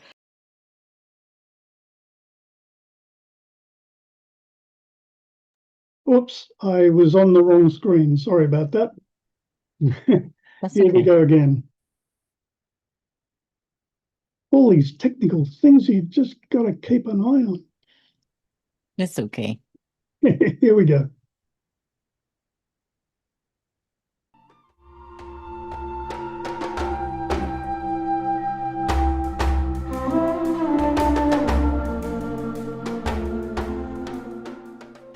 Hi, I'm Debbi Dachinger. I am a UFO experiencer, ET contactee. And I started out life extremely skeptical is a nice word, but a non-believer in all of this. I was a big eye roller when people talked about UFOs or extraterrestrials. That was just not in my wheelhouse, as spiritual as I have been my whole life. And so I had an extraordinary experience when I left the United States to go to Costa Rica 7 years ago. And I did ayahuasca. I did it 25 times over my lifetime, but this time in particular, it was 4 nights back to back, ayahuasca, yahe, which is a purgative. And I was sitting with some really extraordinary shamans and having extraordinary experiences. But what changed me is starting the first night, the divine came and said to me, Debbi, you're a shaman, you're a healer, and you're a priestess. And because I had no context for information like that, I was arguing with her. And this went on night after night. She came back every night, this being of source level, to communicate to me who I was. And that was mind-blowing to me. So when I came back, because I was so confused and I was back in the United States, I started to work with somebody to understand this. And I was doing timeline regressions, and I absolutely saw myself as a shaman in many lifetimes. It started to make sense. On the final session, I saw myself as a 7 foot and more tall woman, very, very thin, a Mayan living in a temple in a pyramid. And she was the leader, the priestess of her people. And before I left, I was wanting to understand her better and asking some questions because she was quite powerful beyond anything I'd seen before. And this aspect of me said back, no, I'm not from here. And she telepathically said, I am from another galaxy. And I came out of that session, wow, all of this information that I have been separated from and judging and really thinking was crazy, it's true. There are aspects of me that are galactic. In the past life is not just 3D on Earth. Past life is all over the galaxy. So because of the information about shamanism, because of the information about extraterrestrials, I went on a journalistic deep dive. I've been doing radio and podcasts for 19 years, Dare to Dream. And I have this curiosity, this researcher in me, and that propelled me into deep research on both subjects. What was very interesting is I came to see this weaving, this overlap between the two. And I immediately started to understand that the shamans and the indigenous, since the beginning of time, have had contact with extraterrestrials. In fact, they say they are not from Earth. They are originally from other star systems, and they've been populated here. They also have had relations with the extraterrestrials since the beginning of time, since the beginning of man, woman. And throughout history, you can see petroglyphs, you can see things, earthenware that have been dug up. I mean, ancient things all over the world, in Africa, in Japan, etc.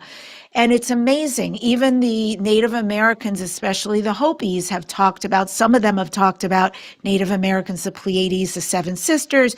The Hopis have talked about some of the beings, the interspecies who have lived inside Earth, who have saved them. So this is very prevalent with them. And I was fascinated to learn this. And once I came online, so to speak, And I started to become certified. I work with the greatest shamans around the world because I was so curious. All of a sudden, things started to change for me. I started to see spacecraft. I've seen many, many to date, all different types. And I have had connection with extraterrestrials, various species.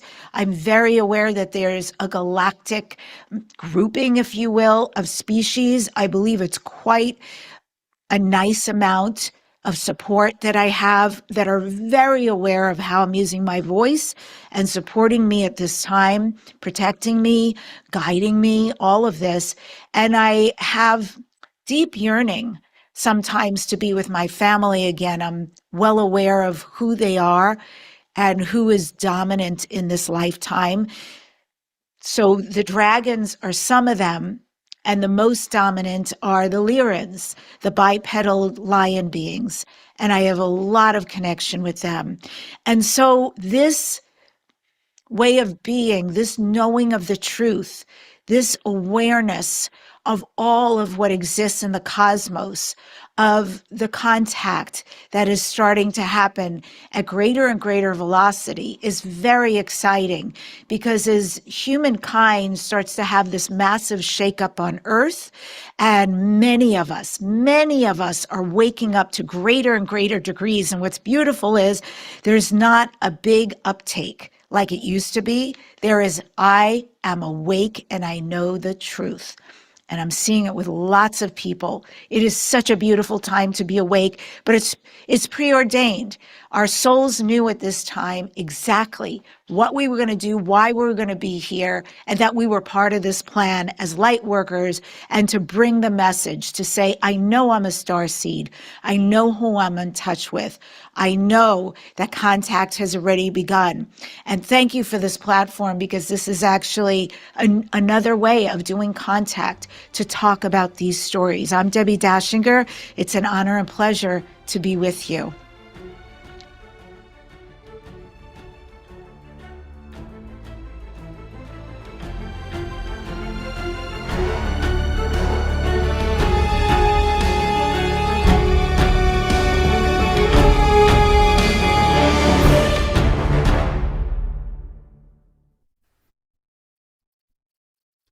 Very good. Well, thank you for that little video.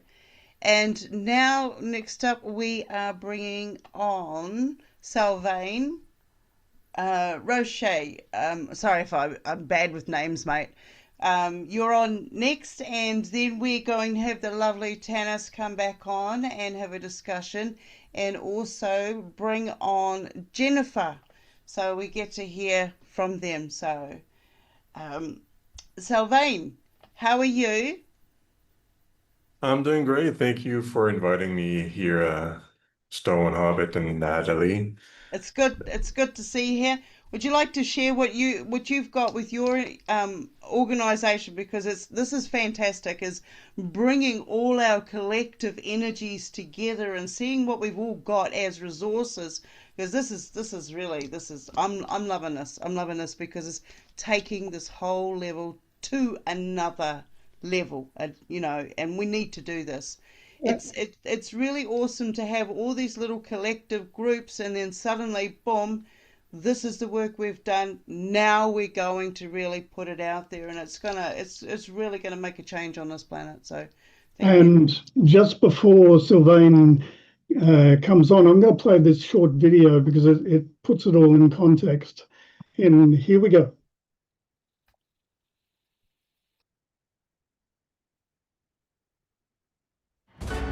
The Alliance for Extraterrestrial Diplomatic Contact is a non-profit international network of organizations and professionals who support projects leading up to the formal welcoming on Earth and diplomatic contacts with extraterrestrial civilizations. As soon as our humanity and the political leaders governing our world will be ready to do this officially in an internationally recognized embassy. We believe there are many advanced civilizations neighboring our galaxy, and one in particular has been observing and preparing us for a long time for an eventual encounter. They are simply waiting for us to become more supportive of a peaceful and open contact. Building an embassy with the support of the United Nations would show extraterrestrial civilizations that we are ready to become an integral part of a greater galactic community and to embrace the science, technology, and wisdom of more advanced civilizations. Alliance members would benefit from the progress of this project on all levels. And if they wish, they could also be involved in the planning and construction of a scientific, touristic, and economic center built next to the very first embassy for extraterrestrial diplomatic contact. Join the Alliance network and help make the Extraterrestrial Embassy project a reality. Be part of the most important event in human history. Contact us at our website www.alliance4et.org.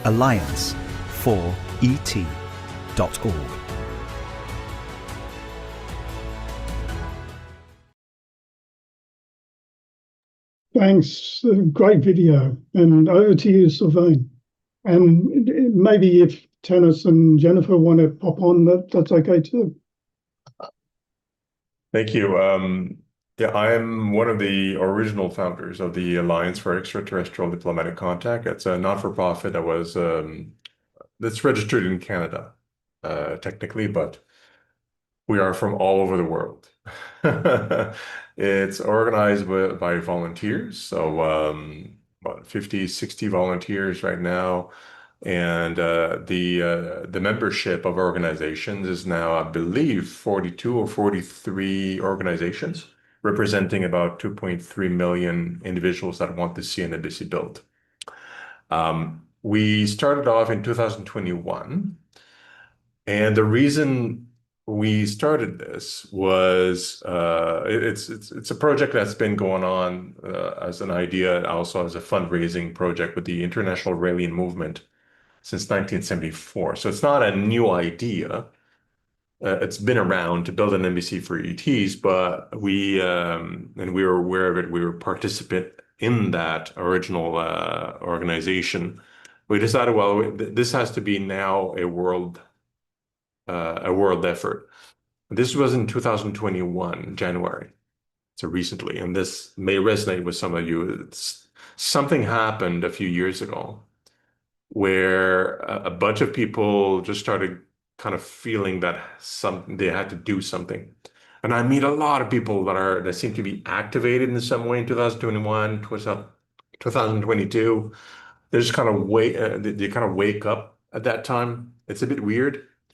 And honestly, like I'm a scientist. I've always been into this, but I'm not an experiencer, oddly enough. And I've met many of you. I see the faces. Hello again. So for me, it was a scientific curiosity. I want to see the world explainable and explain in all its glory, but it's a gut feel too. Like somehow I'm part of this, is the way I describe it. And I'm being told that I'm more involved than I think I am. I know Kevin mentioned it at first. Kevin Briggs here. Tanys is part of the Alliance. She keeps talking to me about it. But I'm unaware of any kind of conscious communications or anything like that. And I kind of like it this way because I keep distance from experiencers in this way. I don't have my own conscious experiences. It allows me to do my work, which is to contact and connect with governments and other organizations that are not experiencers. I speak their language, right? So I believe that's my purpose in all this. The Alliance gathers member organizations in order to facilitate our discussions with governments. Last year we had a major development where we have a government signing a memorandum of understanding with us to start the process of having them build the embassy on their land. We're seeking an embassy that is official for diplomatic mission under the Vienna Convention. So it's not just like here's a piece of land, build a building. Anybody can do that. This needs to be an embassy, a sovereign nation that designate a piece of land specifically for an embassy for ETs according to the Vienna Convention, just like any other embassy.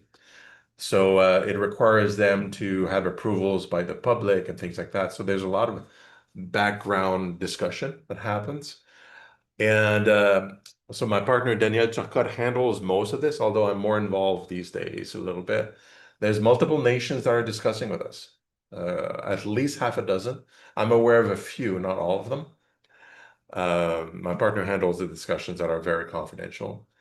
And the network is important because, number one, you have your own mission that is important, of awareness, of disclosure, love generation, and so on, where we focus on just let's get the land, let's get the embassy built, like let's get the structure organized, let's make sure that the nations of the world, when there's going to be an official open encounter, they know the rules with each other so that we don't hurt each other.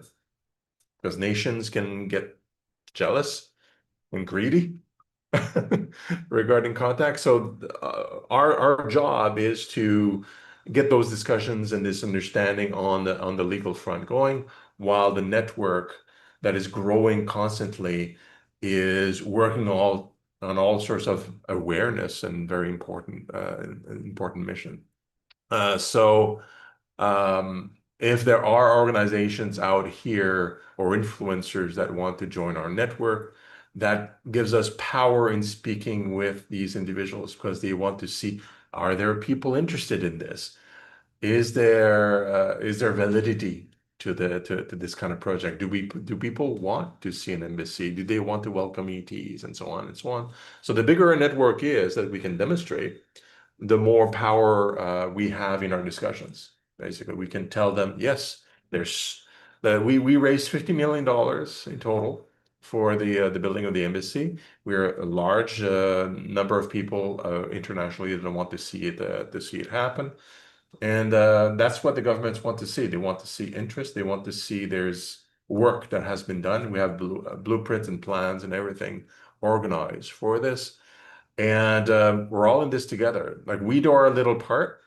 It's only a small part, getting the official stuff organized, while you guys, you experiencers, are in communication, and you're preparing the rest of the world in their mindset, really, for first contact. And one day I will have my own experiences, I'm sure. So my website is the website is listed. Tanys just put it up. You can contact us there, and it's just an open network so that we can all work together.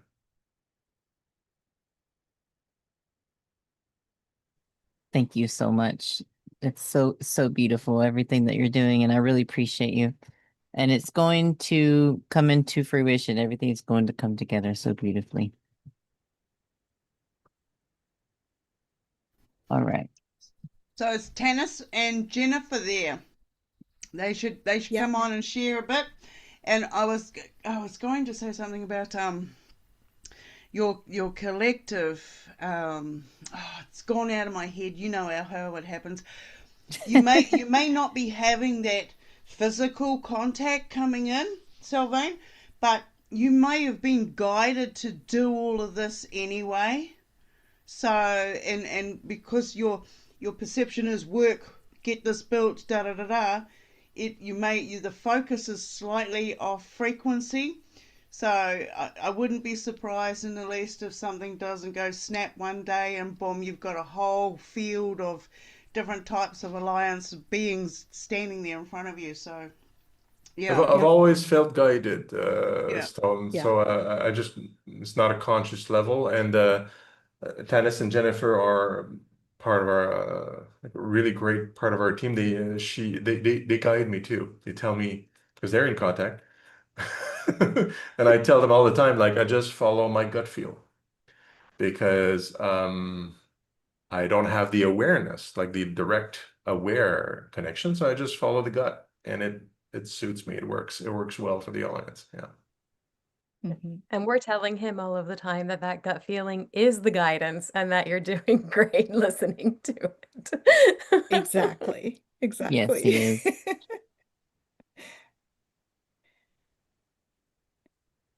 So Yeah, would Jennifer like to share a little bit of experiences that she has? Would you like to do that? Sure, I'd be happy to. Um, where to start? Well, to what Sylvain was saying, one of the reasons that I really started to get involved in more of the galactic work started with memories of past lives and recognizing that, oh, wait a minute, these energies from these other lifetimes are actually coming through now, and we're being called to step into these starseed energies because so much of what has happened in the past galactically is coming full circle. And so we are in a position now where we need to be bringing this light and this love forward and understanding what the dynamics were way back when and how they're playing out all over again. And so that led to an initial kind of remembering that happened where I remembered I was given access to my Akashics and I saw a ton of different lifetimes. Several of them were galactic, several of them were other things in this world.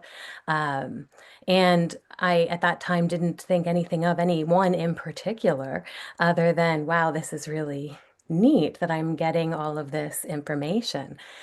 And then I kept getting write it down. So I just kept writing it down. And every time anything would come, I would write it down until I recognized that a particular lifetime was coming through more and more. And that was the Lyran lifetime during the Galactic Wars. And I thought, okay, there's a significance here, but I didn't know what it was or why that one was coming through so strongly until I finally wrote it all out.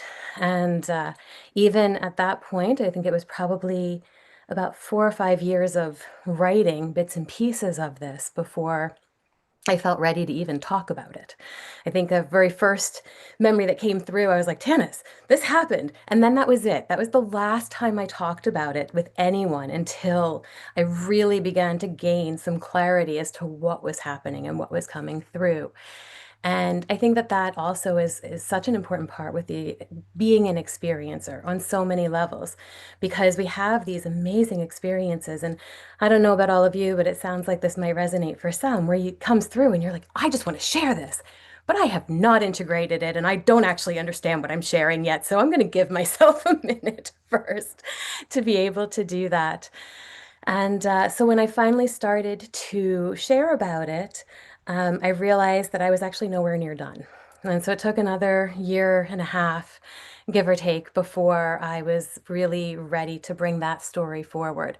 But that led to Tanys bringing me on to Beyond Being Human and doing an interview there. And so then I met Michael and we started to work together, and then Sylvain. And it's been a really beautiful unfolding in terms of what I am here for.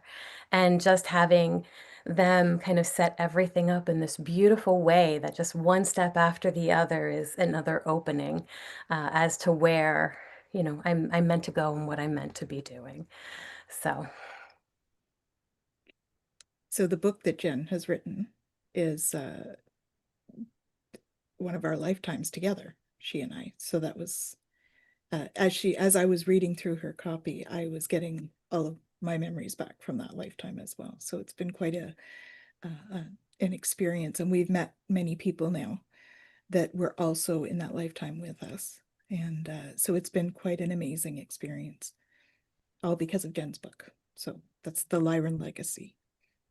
All because Scarlet of them Paths. saying it's time. It's time. It's Yeah. time. It's time. It's time. And it's been amazing. Like the feedback and all that I get is, wow, that really activated something. Wow, that really, this memory came back for me and it's so vivid. And I've had people actually just reach out to set up sessions just to unpack the stuff that has been coming through for them. And it's really been a beautiful unfolding because, like Tana said, we've met a lot of people, but then I also recognize that everything is we've got multiple realities happening at the same time. We're working in all of these different timelines.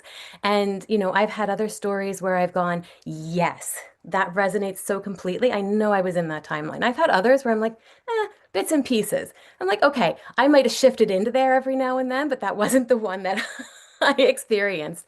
But for those who were a part of it within that timeline, everybody who has responded has been incredibly supportive and said that that's activated for them the energies that they now understand they're meant to be bringing forward in this lifetime. And that's where community has come in so important for both of us in our own as well with Beyond Being Human and the Alliance for Extraterrestrial Diplomatic Contact. The community of all of it has become very key for us because of our experience in that lifetime, because we have these memories that come back. It's made it very obvious that that is what we're meant to be doing, is forming community. So that's why we were quite excited to come on and speak today to all of you and meet everybody. It was a pivotal lifetime, so. Thank you. It really was. Thank you for coming on and sharing, ladies, and thank you, Sylvain. And yes, we want to hear more. The links are in the chat room, and they will also be shared. I believe we have one of our guest speakers coming up shortly is Mary Jane Guest, and you have your hand up, Mary Jane, and then we will move on after that. So, thank you, ladies. Yeah, no, just I'm sitting in such, I don't know, honor, and it's such a blessing because everything that I'm about to share, everybody is kind of tipped off on. And with Sylvain, when he was saying, I haven't had any experiences, but he's drawn to this. Well, he's a bridge for us to the outside world. And so thank you for being there, and we need people like that. Like there's room for everybody. Yes, there are so many people out here that we got to help. Yeah, we need more. So that was just my thing with him is, like you're seeing it unfold, and it's a beautiful process. So just thank you for doing what you're doing, Michael, Natalie, Stone, Jennifer, Tanys, we sit in good company, and it's an honor and a privilege. So that's it. Yes, definitely. And thank you for all you do, Mary Jane. Thank you. Yeah, thank you for that. All right, next up, we have Miya StarFire, and then we will be hearing from Kevin Estrella. So, Miya, are you there? I'm here. Can you hear me? Yes, we can hear you. Hi. So would you like to introduce yourself and tell us a little bit about your contact? Give us an experience that you've had. Okay. Well, I'm Miya StarFire. Thank you for having me here. I'm a little bit intimidated by all of this, but I'm so happy to be here. So I first, I've been getting contact and having paranormal experience on and off my whole life. But the last big time was about 2021. I had I don't know if it was a organic or material ship or craft appear in my backyard, and it looked to be scanning me, observing me, and then went away. And then once you have something like that happen, then your mind is blown, your eyes are open even more, and so you're constantly looking. But they don't always appear when you want them to.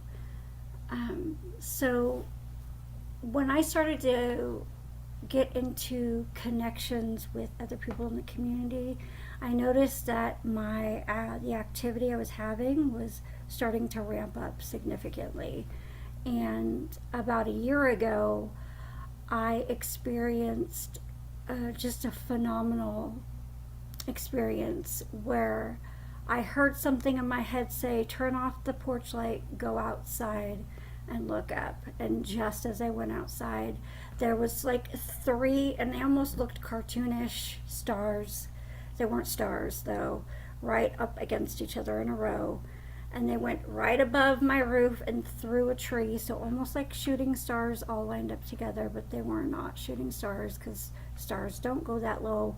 And if it was a star, it probably would have caught the tree on fire if that was anything, if that was a thing. Then I look over to the right and I see one of those same kind of crafts, the orb in the sky, out towards the right. And so I go out the front door of my house, and I think I saw about 15 crafts that night in the sky. And that continued for about a week. I went away for about 21 days. I come home, and there was barely anything. There was like the normal flybys in the sky, but not the low down in our environment kind of contact. And then when I started to relax about it and not be so intense, I think is when they started to appear even more. And there are some nights where there's like anywhere from 5 to 20 lights, and it's as if I can call them in now. And my first, well, the first one was, the first telepathic experience was something telling me to go outside and turn off the light. And then it was me thinking of something and them responding. So I'm thinking, I wish they would make like a triangle in the sky, and then that same night they make a triangle in the sky for me. So that's a little bit about what happens here. My property and my home is very active with all kinds of things. But I was asked to come up with one situation. I had to give you like 3 in one. So yeah, but just really happy to be here. This whole experience has really expanded my mind, and yeah.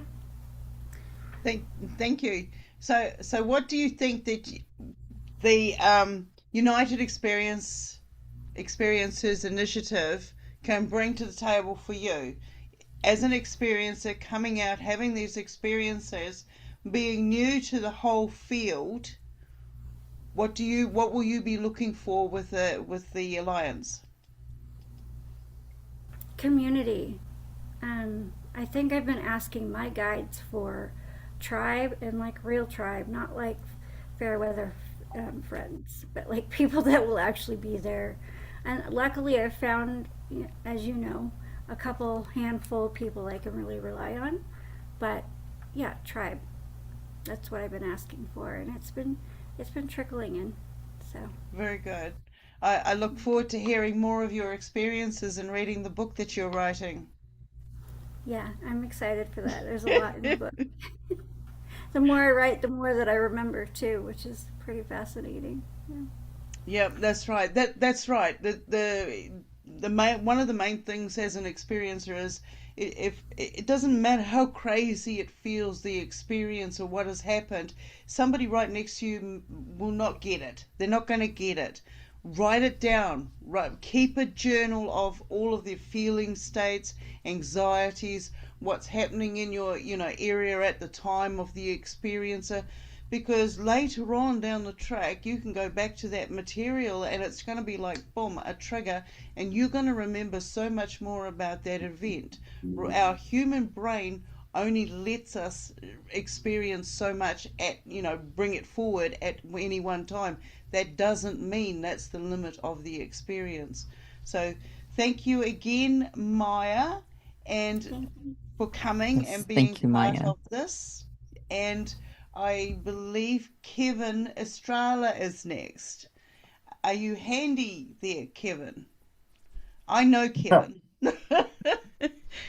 How's it going? It's going Hi, good. Stone. Long time no see, but it looks like you're doing just as good as the last time I saw you. Well, you and I think we've known each other for at least 8 or 10 years. So yeah, it's ticking up. I don't really wear a watch, so time is just that's for humans, Yeah, we all swim time in is another happening field. Simultaneously, as we know anyway. So yes, as so we've been told. Would you like to share some of your experiences?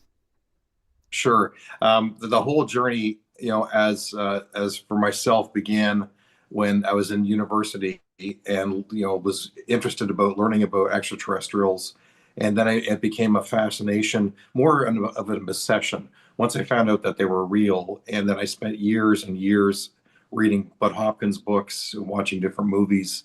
And then when the internet finally, came into existence, I spent so much time watching videos from Richard Hoagland talking about the anomalies on Mars and on the moon. And then it had flashbacks to things that I remembered as a child. But the thing was, you learn, like, as a starseed, what happens is that you're slowly gaining your memories back of remembering who you are as the veil of forgetfulness slowly dissipates and you are coming clearer and clearer, remembering who you are and why you were here. But I knew by the year 2000 that my purpose was that I wanted to help people understand extraterrestrials and bring the truth to the world. I felt that was my calling, that my purpose in life. And I remember asking them, please, like, I'm here to help. I'll do anything. Just let me, I'm here. I'd have to wait 14 years for that to happen. And then it was August 21st, 2014, when a craft flew across my backyard at 10:30 at night, and it was only about 100 yards away. And it was glowing red like coals and moved across my backyard, and it moved away. And there's a lot of information that's come about that I was the only person who saw that craft in Hamilton. It led me to the first UFO conference at Brantford, where I met Grant Cameron, because at that time I had already released my first album, Pyramids on Mars, because I'm a musician. That's who I am. That's what I do. And then Grant Cameron, the write-up in the newspaper was talking about UFO researcher Grant Cameron doing a presentation on extraterrestrials and musicians and why musicians are being contacted by ETs to raise the consciousness of the ET presence. And I was like, oh my God, this is like what I'm doing. I was like, that was the first synchronicity of my life. And I was being called to go meet Grant. And when I met Grant, I learned a lot and learned my place in regards to what happened to me was no accident, that they were reaching out to me. There was nobody else the craft had contact with. I don't have time to get into the evidence of why that was, but I'll just let you know I was the only one. But what else is also very interesting is that 2 years later, I'm at the it was the year after 2016 is when I met Elizabeth April. And she's a very popular experiencer now and getting a lot of she's really blowing up, really popular. I knew her back when nobody knew who she was, when it was her very first presentation at the Brantford location. It was her first time speaking publicly, and we had a lot of synchronicities in common. And I asked her, when were you activated? She says, well, I was going to go and teach English in a foreign language in another country, when I was told by my guides, now is the time you have to stop, and now it's time for you to begin your mission. And I said, when was that? August 2014. When was my craft sighting? August of 2014. So a lot of us were activated at the same time, so that you can't make these synchronicities up. It's just the way it happens. Fast forward, and to where I am today, people are probably wondering, who are all these people behind me? Who are these people? These are the Ponti. I work. You can see the sign that says I work for Tilcom. I do work for Tilcom. I was introduced to the Ponti back in 2016. They were a group of extraterrestrials using Twitter, and I was introduced to them by a friend of mine who lives in Queensland, not too far from Stone Hobbit. And I ended up friending them, and they were more curious about me, and I got to know them much, much closer. They have a telepath. Her name is Sue Walker. They've been working with her since 2014, I think. And I was introduced to Sue, and we hit it off immediately and been working together ever since. I've been on their Twitter page every day for the last, since 2016, for about 10 years. Learning about the Ponti, learning about who they are as people, and snapshotting every meme or every conversation that they had that I thought was important to remember, building up this database so I'd remember these conversations over 10 years, to remember who they are. And I developed friendships with them.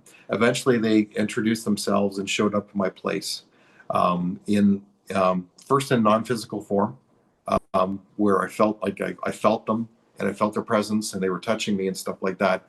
And then later Con came, and I had physical visitations, in the astral as well, astral visitations. And then I started having I've been having visits by many other extraterrestrial nations. The first one, it was in a lucid dream state, was with a reptilian woman, Soroid, and that was quite an incredible experience. It took place in a lucid dream state. But the thing was, is that when I was in the process of falling asleep, I heard her moving around. She was in my bedroom. I could hear her moving stuff around. It wasn't until I let myself to relax enough and get into that dream state where she kicked me into that dream state, and we had interactions. I've also had interactions with at least 3 mantis as well. I had a visitation from a Sasquatch in my apartment in interdimensional form. That was quite an incredible experience, and I think the reason why they did that is because I have my own UFO radio show, Pyramids of Mars UFO Radio, on the Artist First Network, which is running it. It's going to have its 10th anniversary in July. My very first guest was Chris Bledsoe. And what's happening now with Chris Bledsoe, he's blowing up the world now with the information that's being shared with him. You really need to follow what's happening here. But he was my first guest because I knew how important he was. Anyway, the long and short of it is that I had a lot of experiencers who are ambassadors for the Sasquatch. So I had Jean Letellier, aka Sunbo, on my show, and Garrett Duncan, and Mike Patterson of Sasquatch Ontario. And I think because the fact that I was bringing these stories and letting people understand the Sasquatch people, that this Sasquatch came and he literally gave me a hug in an interdimensional state and grunted, and my whole body just vibrated. It was crazy. I was very honored. I've also had Sasquatch interactions visiting Sue Walker, the telepath for the Ponte in Sandia and in Albuquerque, New Mexico. That's happened many times. I've had visitation by an Umo. They are a human race from the Virgo system. They're well known by the work that's been done because of in Spain is where they landed in the 70s. They gave lots of technical and scientific information, but I was visited by one as well. I've been visited by an Arcturian woman, a hybrid. Her name was Thaleli, but she was also part Lyran. She was like a hybrid, so she had cat eyes. But she visited me in a lucid dream state, and we talked for a bit, and she was very laughing and just beautiful energy.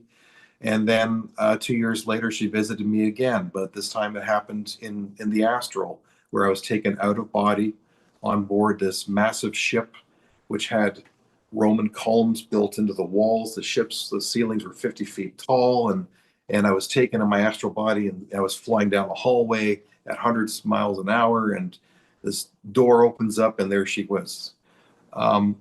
But the main work that I do is I work with the Ponte, and I'm bringing the Ponte to the public to understand who our Star Nation neighbors are. A lot of people, the Greys people, the Greys get a lot of bad rap for being like negative.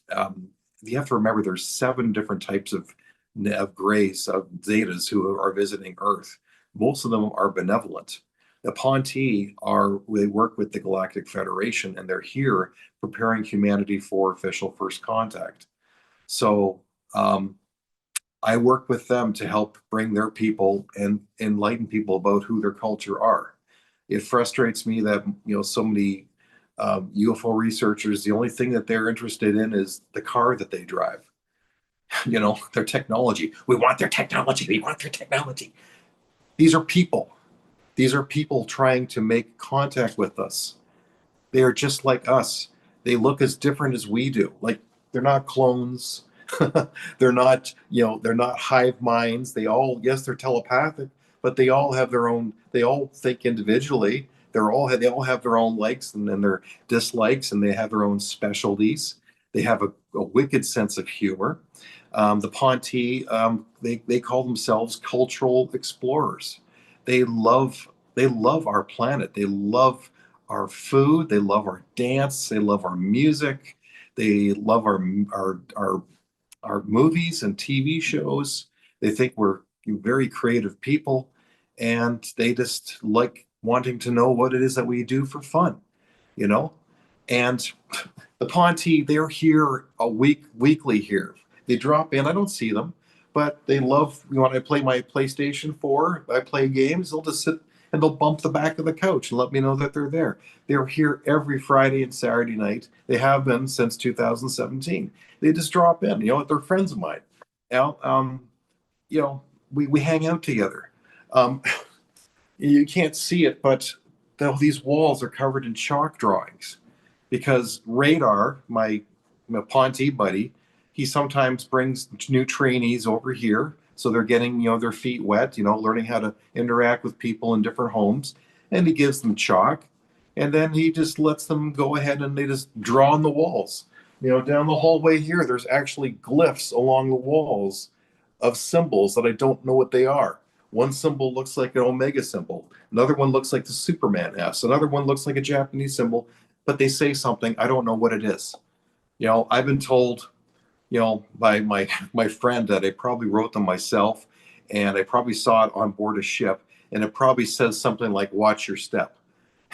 I saw it on a ship, or "Don't pull this lever" or something like that, or "Danger, door closing." Who knows? I don't know. But anyway, the Ponti, they're a lot of fun, and they're here trying to bridge cultures for the first time, and they're more scared than we are because humans shoot first and ask questions later.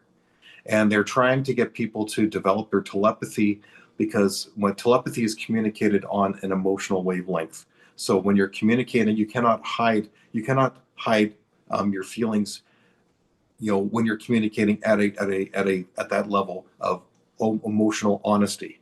They are emotionally honest people, and they're trying to help us to communicate so that you understand that they're telling the truth when they talk, and that we are telling the truth when we speak, and that there's no miscommunication. If you want to learn telepathy, go to officialfirstcontact.com and download the Telepathy Primer 101. I want to keep this fairly short because a lot of other people have to speak. But the Ponti picked me up 4 times over Christmas, and the message that I remembered was that you need to be doing as many interviews as you can moving forward to introduce us to the world, because this year, 2026 and 2027 are very important years for disclosure, and people need to learn about us, and that's why I'm here to introduce the Ponti to the world, because they're our galactic neighbors, and they're my friends, and I know they want to be more friends with other people. So there you go. All right, thank you for Thank that. you so much. Yes. Oh my God. That's wild. I love that so much. That just blew me away. And his art is just, it speaks to me. You can see their emotions and everything. I just had to say that real quick. Oh my gosh. No, that's good. This is all the artwork from Sue Walker, their telepath. So these are all real portraits of them. Yeah. Yeah. Yeah. No, I don't know if it's the Ponti I have, because I have experiences, but I didn't have the terminologies, like the names and the labels of the different species that I encountered. So it was like it's like learning a whole new language of species, different types of beings that come in. So in what you're saying with the Ponti, and I've had my experience with the Greys and similar. And it comes down to the frequency that we hold when we are in our authentic truth. That's a frequency where we can actually see these kinds of beings. I can't speak for your Ponti species, but I can speak for the Greys that I have encounters with, and it's that set will turn up when I'm in my 100% authentic truth frequency, and I'm a strong believer in if we just held that frequency, all these other beings would show themselves as well.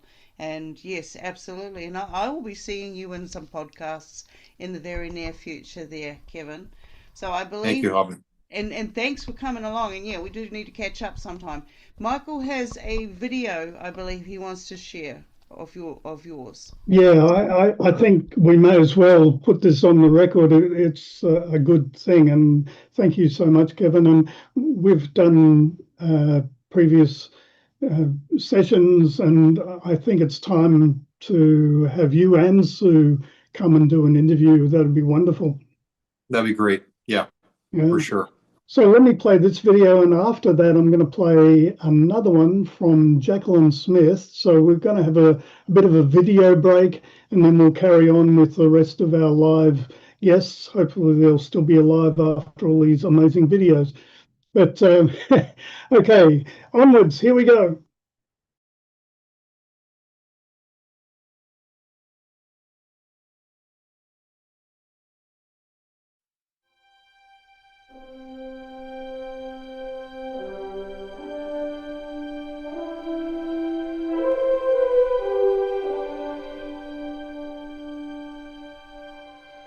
Greetings. My name is Kevin Estrella. I'm the guitarist of the instrumental rock band Pyramids on Mars, and I have been a ET experiencer since 2014 when I had a interdimensional craft fly across my backyard the evening of August 21st, 2014.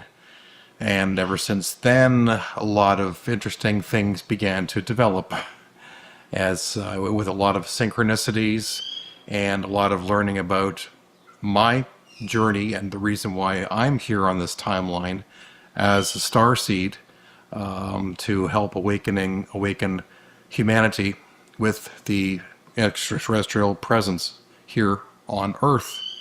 And I work very closely with a group of extraterrestrials, as well behind me here, known as the Ponti.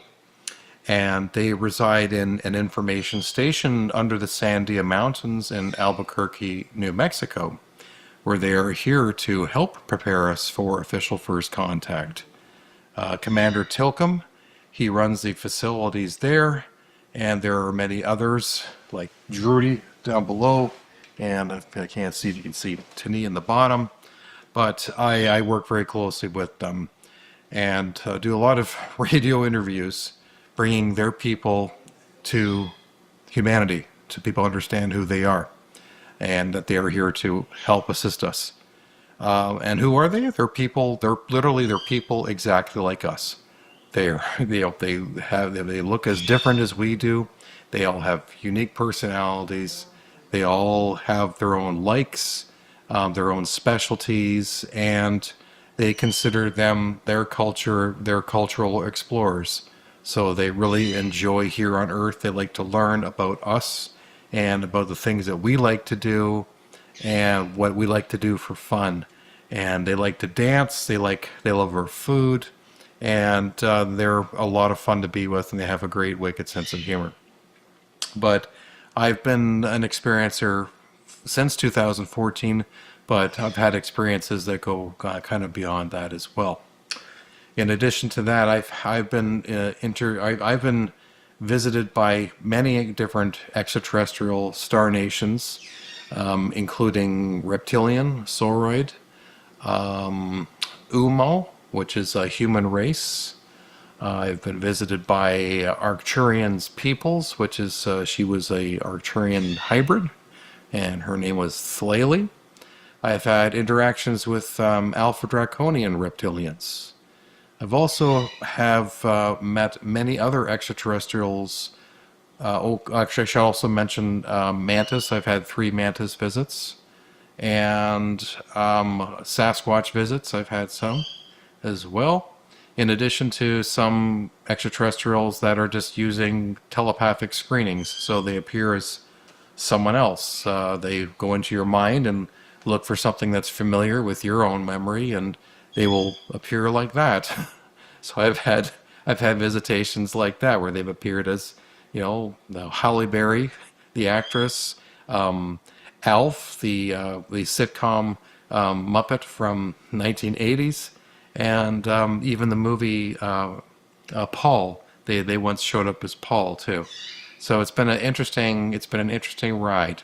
But my work here is to help prepare people for official first contact, to get ready to meet our Star Nation family, because we are all related, and even the Ponte will tell you that, you know, there are no pure races out there. Everybody has borrowed genetics from everybody else, and that's why they refer to other star nations as sister and brother when they greet them.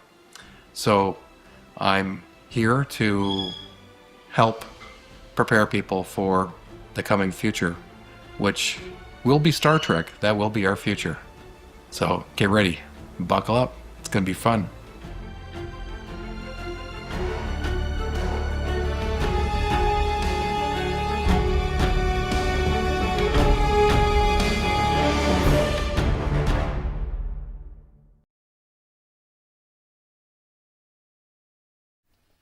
All right, thank you for that, Kevin. And yes, we'll be catching up in the future.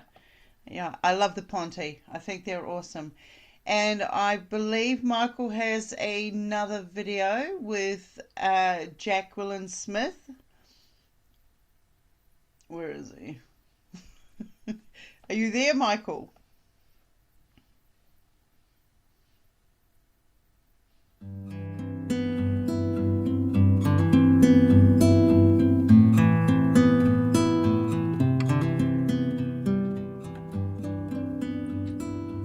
I had the pleasure when I was on the Starship as a child to interact with the hybrid children. And the hybrid children are amazing. When I walk into the room, I see colors of green skin and blue skin and pink skin, and so there's a wide variety of how the hybrid children look. Some look more human and some look more ET, we could say. And so when I had the opportunity to play with the hybrid children, they actually taught us more about being telepathic and also learning how to be in touch more with the part of me that is star being, since I'm a hybrid. And what we were giving to them is we were teaching them to get more in touch with the human part of them, since they had human DNA introduced into their genetics. I had a great time playing with them when one little girl, we would swing arms together. I was teaching her how to play, how to feel her emotions, which was wonderful, and she was teaching me. She was talking to me silently. And also, the hybrid children, the point of the hybrid children is that they are helping with our evolutionary process in a way that continues to evolve with each generation of hybrid children.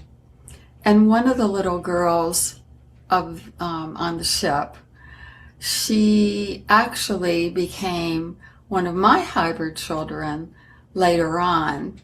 When I knew her on the ship, she was delightful. Her name was Azalon, and we used to have a great time. She was about 3 feet tall, had black eyes, little black hair. And unfortunately, she got sick and had to leave her body. And the guardians on the ship care a lot about the hybrid children. and they helped her to leave her body in a very conscious way. I got to witness this, and it was just beautiful.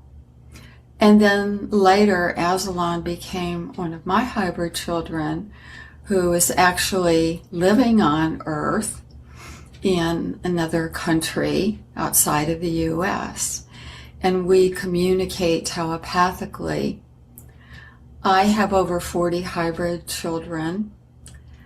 The star beings have a number of ways of creating hybrid children.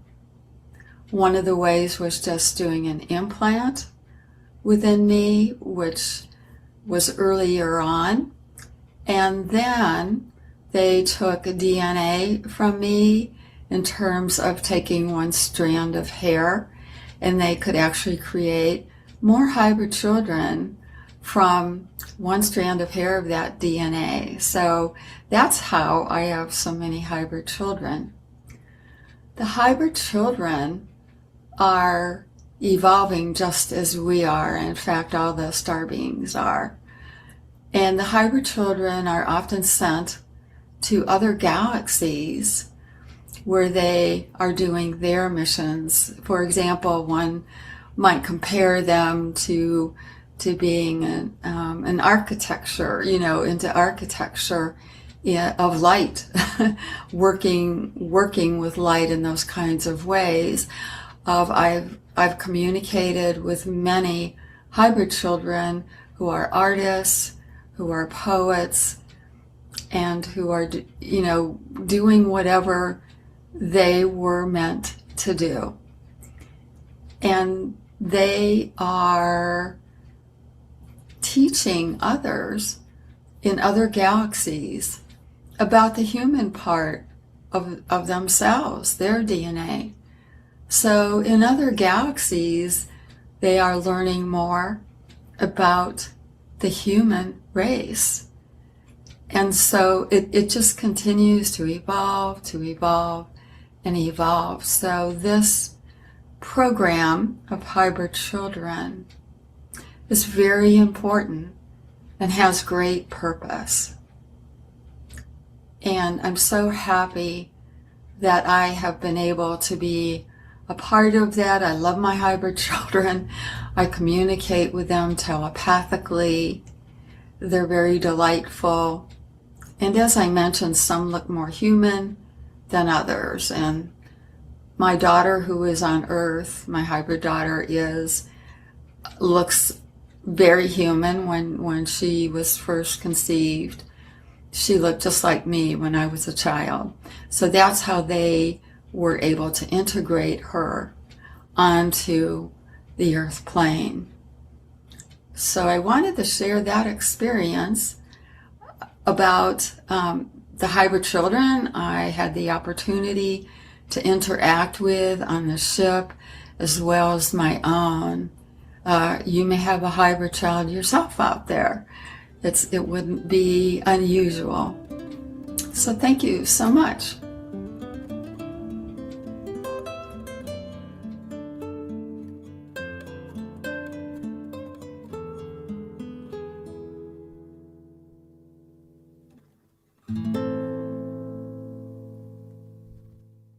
All right. Thank you for that, Jacquelin Smith. Even though you're not here, that was a lovely presentation. And next up, we would like to hear from Kevin Briggs. How are you doing, Kevin? It's been a while, but I remember you. Hi, Stone. I'm fine. How are you? Thank you for inviting me. Thank you for Michael for inviting me. So it's a way for me getting my story out, but I'm honored to be here. There's so many amazing people, so much amazing communication with our staff on this. So I'm honored to be here and share my own story. I'll keep it brief because I know we're a bit behind. My journey started when I was 3 years old. I realized my conscious energy was in a physical body again. I was looking around the room and I knew that I had a physical body which could feel and touch, but my conscious energy was separate at that time. And I was aware of that. And I was aware that this was another incarnation. So very early on, I had this interest in consciousness, shall we say. My next experience, I was 8 years old. I was always sensitive to the frequencies that surround us. I was taking a bath at home. I felt the change in the frequencies. I looked to my right and two beings appeared. Frightened me to death at the time, as you can imagine. One male, one female, both with long blonde hair, shoulder length, blue eyes, very attractive, both of them.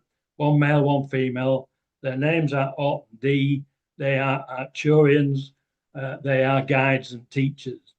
They were speaking telepathically to one another, which I could understand. And the conversation I still remember. The D said to Ort, "Is this the boy?" He said, "Yes, this is the boy." She questioned him and said, "Are you sure this is the boy?" And he said, "Yes." But then she said, "Look at him. He's small, he's uneducated, and he's frightened by our presence." She was correct. I was terrified. He said, "No, this is the boy. I will guide him. I will teach him." There was some other conversation, and then they left. My next encounter, I'd be 9 years old, just a year later. I'd had some friends around at home playing some board games. They left. I showed them out the back door. And when I turned into the home, I felt this frequency again. So I walked into the living room. I searched the rest of the house, but the frequency was the strongest in the living room. So I was drawn to the curtain, the windows. I looked behind the curtain, and there was a conscious energy plasma orb there, 4 to 6 inches across, slightly vibrating. There was no communication from it. It stayed until Friday. I came home from school, I opened the back door and realized that it had gone. But from that day on, I was able to travel outside of the physical realm as a pure conscious energy plasma of myself. I wasn't aware of the full potential of it then. I am now. I suspect that Ort activated something within my DNA, as our DNA are encoded with light frequencies, and these can be activated. But I suspect that was for the education which I was to be given over the lifetime, really. And the education has been one of consciousness itself and how it can be utilized as a conduit for communication, for travel, for healing, for education, for creation and co-creation. And I've had many experiences, shared experiences with my star family using consciousness itself. My next encounter, I'd be 14. I had a paper round, and there was always a couple of UFOs used to follow me around my paper round. And again, sensitive to the frequencies that are around us, I knew there was someone there behind the hedge, behind the wall. I asked them to show themselves, and two small greys popped out. And I said, "What do you want?" I wasn't frightened. They said, "There's a group of people that want to meet with you. Will you come with us?" So I did agree to go with them, and I was transported to a mothership. On that mothership, I was escorted down to an amphitheater, which was full of all these different beings. And on the front of the amphitheater, there was a stage with 8 beings. I refer to these beings now as the Council of 8. Their names are Ort, D, the first two that I met in the bathroom at 8. Anna, she's a blue bird type being. Zark, a mathematician engineer. Ra, he's the leader of the group, a Anunnaki. Tag, a tall grey. Chica, a mantis being, and all are tall white. So quite a selection of beings. As a 14-year-old boy, I thought I was there as a human specimen. I wasn't. I know that now. It was a galactic federation, a galactic council, and there are many. And as I say, my main education has been one in consciousness. So now I can now communicate with them at their level of consciousness. And now what's unfolding now is that they are reaching out to other people as well. Interesting that I've had contact all my life, and now they're reaching out to other people. I read a book a few weeks ago called Quantum Windows and Dimensions by Rebecca Renfro. And in there, she speaks about when she met Ort and D, the two Arcturians in 2015. And then Kathleen Marden, she mentions the Council of 8 in her book, Forbidden Knowledge, and the contact and some transcripts in there from channeling. And I'm a member of the Exo Conscious community and another member in the Exo Conscious community Aurora Belcia has direct contact with the Council of Eight. She's channeling their portraits, which I find fascinating, with a narrative.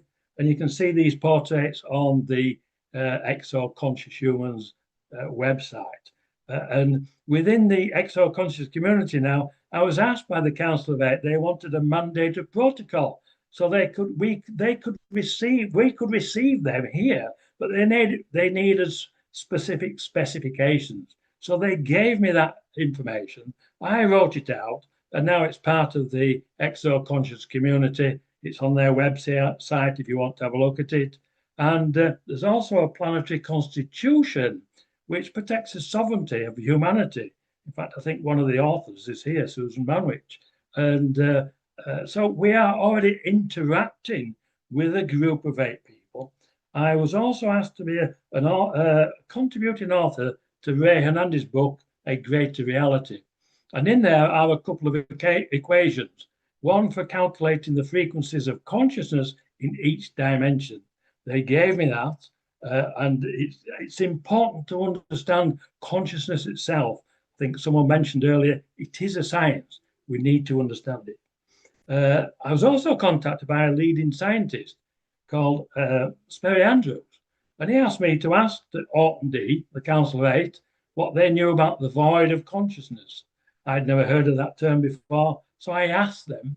They gave me another equation for calculating the void of consciousness, and they gave me an explanation how all timelines, past, present, and future timelines are created or co-created from the void of consciousness.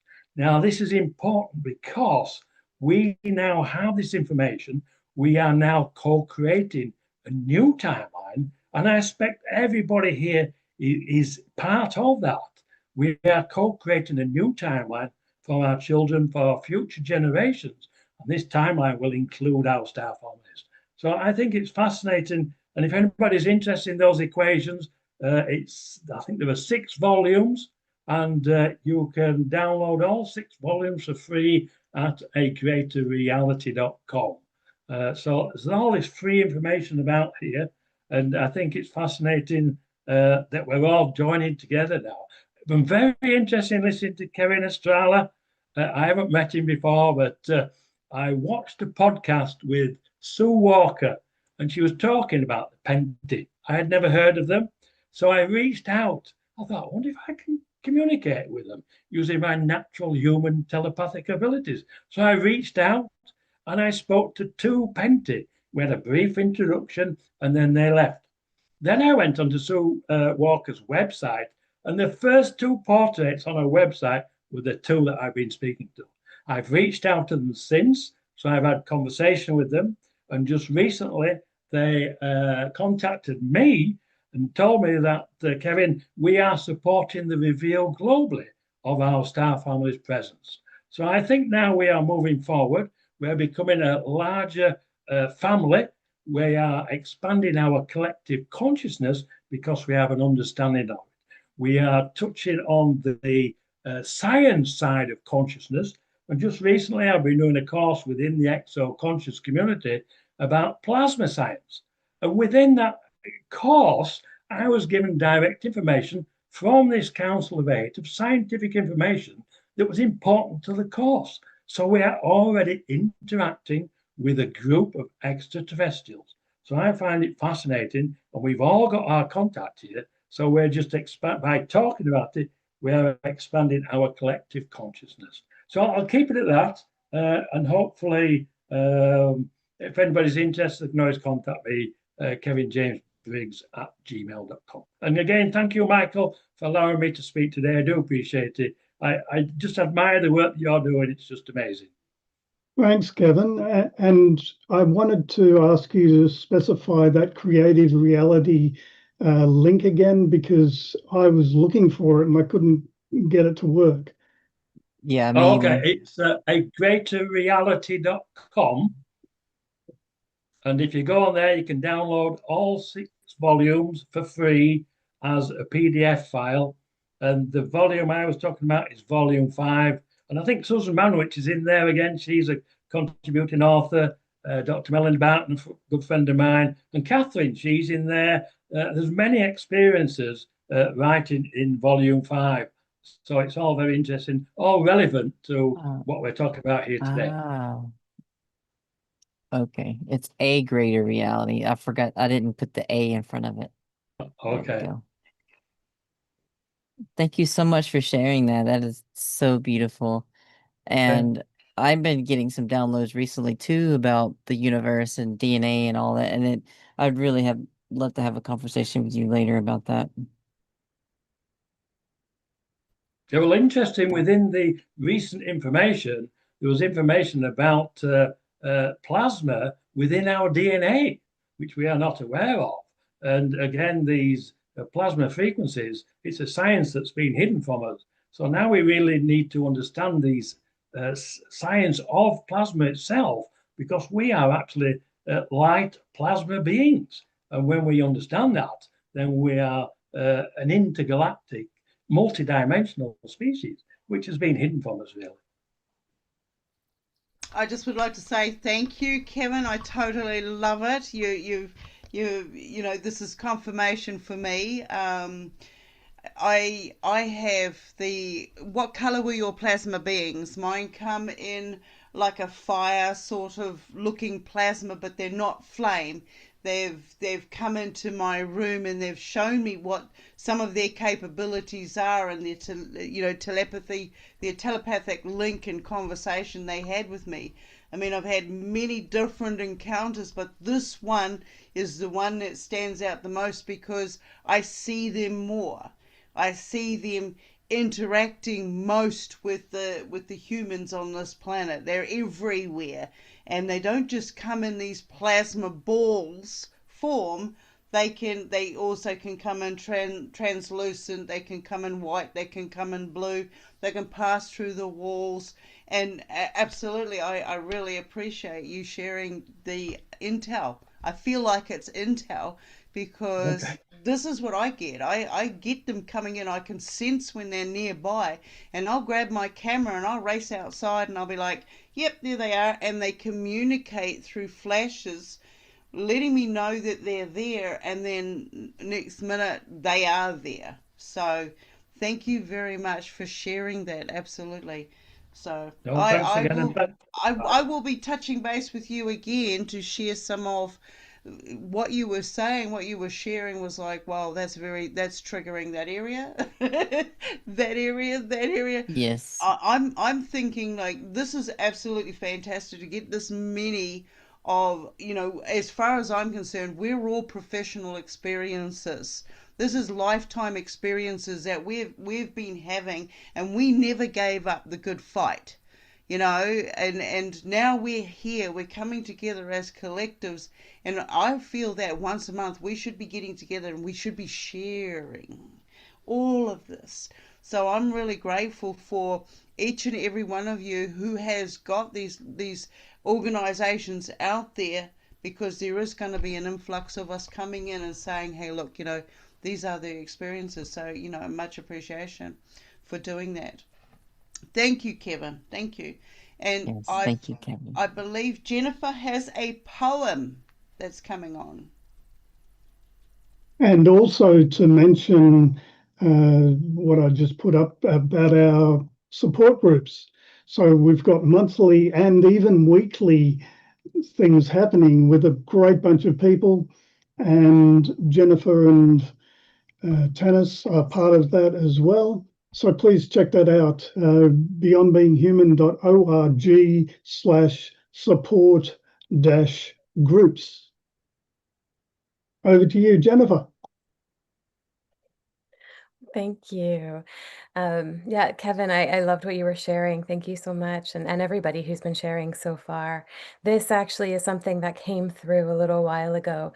And I feel that all of us who have had these experiences, who have moved through the oneness into differentiation, can potentially relate to this. So I remember the one. I remember before the name, before the form, before the fracture of light, I was with the all.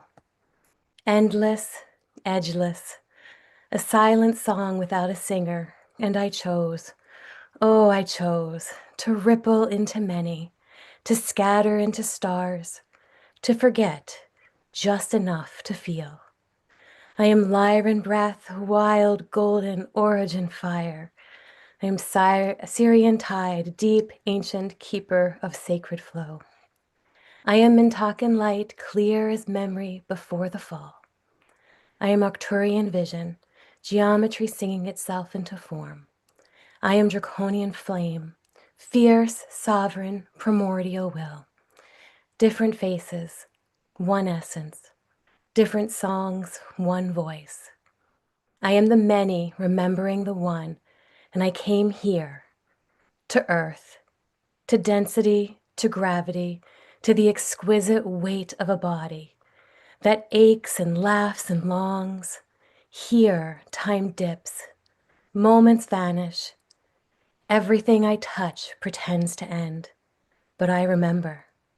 I remember the infinite inside the temporary, the eternal inside the breath, the whole inside the fracture. This is the paradox I carry. I am everything, and I am this. I am bound, and I am mukta, free beyond form. I walk in duality, holding unity like a sacred sun in my chest. And love is the choice I make again and again and again, not because it is easy, but because it is true. I choose love in the shadow. I choose love in the forgetting. I choose love when I cannot see the one in front of me until I can, until I do, until I remember that every face is my face and every heart is my heart, every being a doorway back to the all.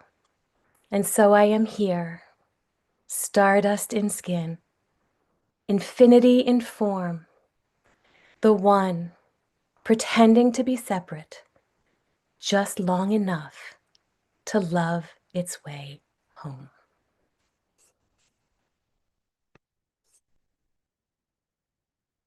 Wow. I am speechless. That is so beautiful. Thank you so much, Jennifer. Oh my gosh. Wow. Thank you, Am Jennifer. I the yeah. Yep. Thank you, Jennifer. That is good. That's like pulling us back. That's like, thank you. Yeah. Definitely. All right. With that, thank you for that, Jennifer. And we have Mary Jane Guest up next. Like to hear from you. How is it going, and what are your experiences there? Give us an experience. And No, I'm doing well, and I'm just kind of feeling the won't from her home. Yep. Like for real, like that's a whole thing. But no, honestly, I'm just really grateful and honored to be here. Like it's an honor and a privilege to sit in these circles with such amazing beings like everybody we've heard from tonight. And I guess, what was really interesting is because sometimes I don't really want to share a whole lot, but I get downloads. And then it was interesting how everybody has kind of touched on something that spirit kind of needed me to say in a certain part. So for those of you who don't know me, my name is Mary Jane Guest. And, it's been a really long road to get here, but I have had many interdimensional experiences since I was a tiny girl.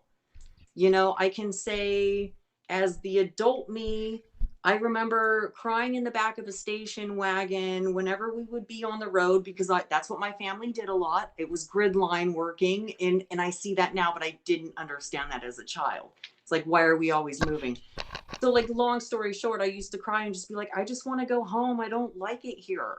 And like me knowing what I know now is able to give that little girl the comfort that she needed then. And I feel like that's exactly what we are all doing here right now at this very moment in time and place. So, the first thing that I would like to talk about was, I've always seen paranormal, you know, when you're little, paranormal, plasma beings, metallic orbs, like everything that everybody is talking about, like I see on a daily basis. I love how Kevin brought up the bloodstones, because it was like, until I really kind of immersed myself into the community, I really thought that I was alone. Like, I can sit in a room with a dog or a cat, and the dog and the cat are looking at the same thing, shooting through the rooms, coming in, you know, they're paying attention. So that showed me from a very young age that I was able to see things that other people were not able to. So, you know, with that being said, I was shut down as a child 100%, and I had to live a 3D life and do that whole thing. But I would say what was the turning point for me was in 2018, because I've always loved mysteries, aliens, anything that nobody could explain, I had a liking for.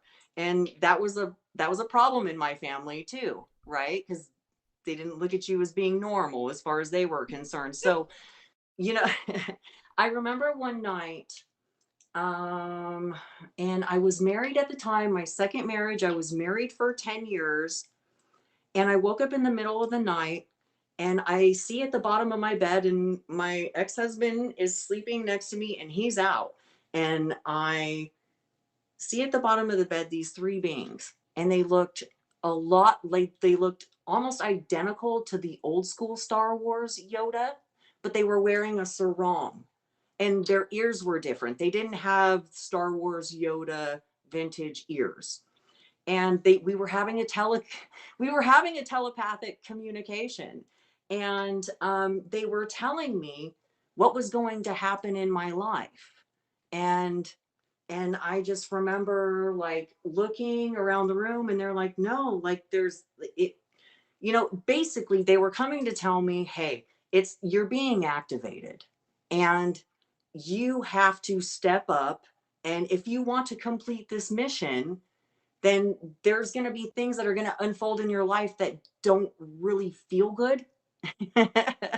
You know, and in long story short, I'll be very transparent with you. Like, I was in a very happy marriage. My second marriage, he was my best friend. We had a 8-year-old son and the whole nine. And basically I was told that night that if I wanted to complete my mission for humanity, that they could not come with me. And that was hard for me. And it took me, you know, like, I don't know. I remember waking up the next day, and just like, this dream was always in the back of my head. And I was like, oh my God, like, what are you doing? As far as the 3D is, right? I have this beautiful life. I have this great relationship. Like, are you kidding me? You know? And then, but it was just through a period of events that, you know, when I looked down and I saw the three beings at the bottom of my bed, and I looked to the right and I saw this shadow being, and I like to just call everybody interdimensional beings, because whether, you know, being now where I'm at now is like, whether or not it's a ghost or anything on any level, it's an interdimensional being. If they can be where they are at and still affect your reality, interdimensional. Call it whatever you want to call it. So I will fast forward. What about, I don't know. I went to Contact in the Desert, you know, for the last few years. And so then last year I went to Contact in the Desert, but 3 nights before I went to sleep, every night I closed my eyes, I saw this being in my third eye. And I have a great superpower to where it's like, even if I close my eyes and I open them, I can still see plasma orbs, interdimensional beings in my reality for a moment or two, or however the encounter needs to last. And so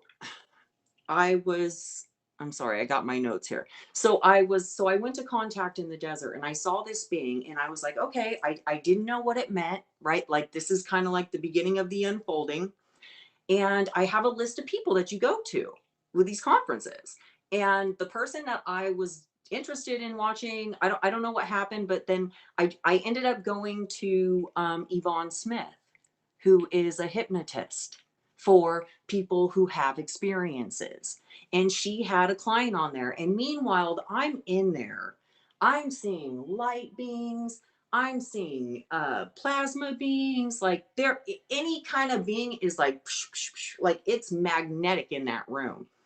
And she has a client there that is saying that, hey, he has contact from these beings that I don't know the name of these beings at the moment, but I will find out, and we'll talk about that at a later date. But this gentleman, he was talking about contact and how the beings are going to be contacting everybody, and they are, you know, basically looking for, you know, people. So keep your mind open, right? There's a reason why we're all there. And so I remember his being, so he had somebody draw a picture of the being that he was seeing, but however, this person could not get the picture correctly. So he took it upon himself to draw a 3D scale of this being. And this being looked exactly like the one. And I know it, you know, it's like, so, you know, like, of course it is, but he looked exactly like ET, but he had an oval opening above his forehead, but then he also had, you know, it was like his skin was above it. So it was almost like a microphone or an ear is what we would think that it would be, but it was here. And he was showing me light language. Interesting enough, that I could only explain at the time to a friend of mine that I was there with, that it's basically like crop circles, right? There's information and there's divine guidance and there's all these things within crop circles. And I just saw them rotating exactly like you would see something just rotating. So then I ended up going to the second one I went to was Alexis Brooks. And I thought that this was really interesting because everybody's experiences with multidimensional beings can be so different.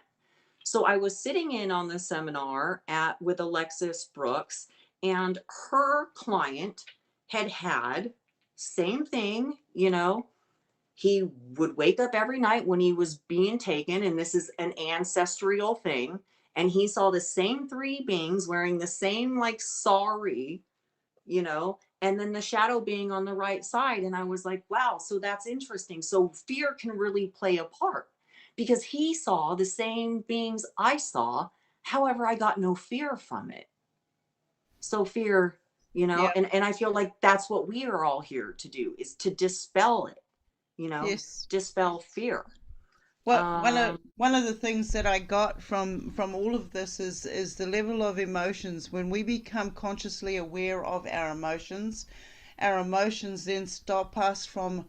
It doesn't stop us from being able to communicate. When we can understand what our emotions are saying to us, it takes us to another frequency level, and then we're opening that up to communication with these other beings. Right. Wow, that's communication, or anybody that has passed over in your life yes. too, right? It's like as soon as you get that memory of them, a lot of people like to pull down the old memories and miss somebody. But your loved one from the other side is giving you that memory so you can be happy, meet them at that frequency, and then there's a new message in there for that. Yes. But that's where people get stuck. Yeah. And that's what we're here for, right? Is disclosure. You know, allowing the commonalities to come out and say, hey, look, you're not crazy. If some loved, you know, a member of your family, a loved member has passed on and they're communicating with you, we need to rewrite the whole script saying there are many types of entities out there. Well, thank you for sharing that, Mary Jane. Is there somewhere where people can contact you and get in touch with you? And yep. Yeah, no, absolutely. And then I also actually have, you know, with Kevin Estrella, like I've been contacted by the Ponte, and I didn't know that, but they showed me for 3 nights in a row the Ponte, like what he had on his back wall. It's like boom, boom, boom. Every face was different, eyes were different, nose was different. And what they were doing with that was, where was I going with that? No, so So long story short, it was like, you know, you got to follow the signs and the synchronicities of what are going around you, because they really are clues. Yes. And I was contacted by the Ponte, and I didn't know who they were exactly, but they showed me for 3 nights in a row when I cleared my energy and I was setting intention for the world, because that's what we have to do right now, you know, everything, you know, because when you go to sleep, it's just a whole different realm that you're working in that dimension. And so, yeah, no, it was interesting. I don't know. It's kind of like wiping out now, but no, because I don't know. It's, you know, this all of this whole thing, like it's like activating now, right? And I feel like this is how come we can sit here and have this conversation right here, right now. And we've seen all the glitches, like on this end, like everybody's losing everything and everything. But no, I think it's super interesting and it's important. And, you know, you know, and then I've also, I mean, I could go on forever. So I don't want to keep everybody, because it's always, you know, we're already late, but it's like, Yeah. you know, I've had dreams where Tanys was speaking about the Galactic Council. And then when, Sylvain was speaking of what, you know, this place where they're going to put the, what would you call that? The embassy. What is it? The embassy. I've already seen the land. Like I've already seen it. And then I remember walking around there and I had a guide. And every dream that I've been having in the astrals every night is about this land, and we're clearing things. And then what is happening, you know, is like, I just remember I had this guide, and they're walking me through the town, this land and whatever. And then we walked into this room, and I just remember it was like, I didn't feel like I didn't feel like I deserved to be there. And I go, no, this isn't my place. And they're like, no, this is your place. You need to sit in here and you need to listen. And as soon as I went in and I closed the door, it's like everybody was talking and we all look human. And then as soon as the door closed, it was like everybody's hybrid versions, galactic versions of themselves started showing themselves. And I was like, wow, I was completely dumbfounded. Right? Absolutely. Absolutely. Yeah. So I mean, that's the beauty of communities like this is, you know, I've had all of these experiences and visions by myself, but it's beautiful to actually sit around other people who, you know, like you guys don't know the rights that, you know, the notes that I'm writing to myself. And I'm like, I don't know if I want to talk about that and everything. And like, so everything is just divinely aligned. And so I just want to thank everybody. Yeah, and so also wanted to mention that Mary Jane and I are talking about next month, which is going to focus on crystals and something totally different. And the crystal visionary is on Beyond Being Human, and you can check that out. But right now, I think we need to move on. Yeah, no. James Bartley back for so long, and sorry about that, James. But are you ready to say your piece, please? Yeah, thank you for having me here. Greetings to everybody. Greetings to Stone Hobbit, old friend, and nice seeing Susan Long here. And to those that I haven't met yet, greetings to you all. Thank you for sharing. I won't take too much time, but my first consciously remembered experience was when I was about 4 years old. I'm not going to delve into the details because it would take too long, but the long and the short of it was there was a brown being. I would say he was about 3 feet high. He was floating in my room. He wasn't a classic, I say he because that's the vibe that I get off of him. He wasn't a classic gray. He was brown. He didn't have the classic type of inverted light bulb shaped head. He had kind of a wrinkly kind of face, round eyes, and a little slit for a mouth. And he was telling me that I had some kind of destiny to fulfill later growing up, that there was something important I was going to be doing. And over time that they would give me messages and information, what have you. Now, understand, I'm a 4-year-old boy, very territorial, right? I was not scared. Who are you? This is my bedroom. These are my toys, right? That was where my head was at. I didn't want him around because I wanted my own personal space, right? So he talked to me a little bit more, and then he disappeared, just dematerialized, basically. And I told friends for years about this little gray man. Now, note that I said he was brown. With the benefit of hindsight, I know why I told people he was gray, because this happened at dusk. I remember distinctly, I could see the dust motes floating in the sky, rather in the room. The waning rays of the sunlight were coming in through Venetian blinds. So I would say it was the autumn or the winter in Texas on the Gulf of Mexico. I would say it was about 5:30 or thereabouts. So he looked gray to my childhood eyes, but with the benefit of hindsight, he was brown. And so I told everybody about that when I was a boy. And back then, you weren't hit with a lot of ridicule. A lot of my friends were quite accepting of this. And what was interesting also back then was when I told people about my experiences, my psychic experiences and UFO sightings, you didn't get the ridicule factor that you did later, right?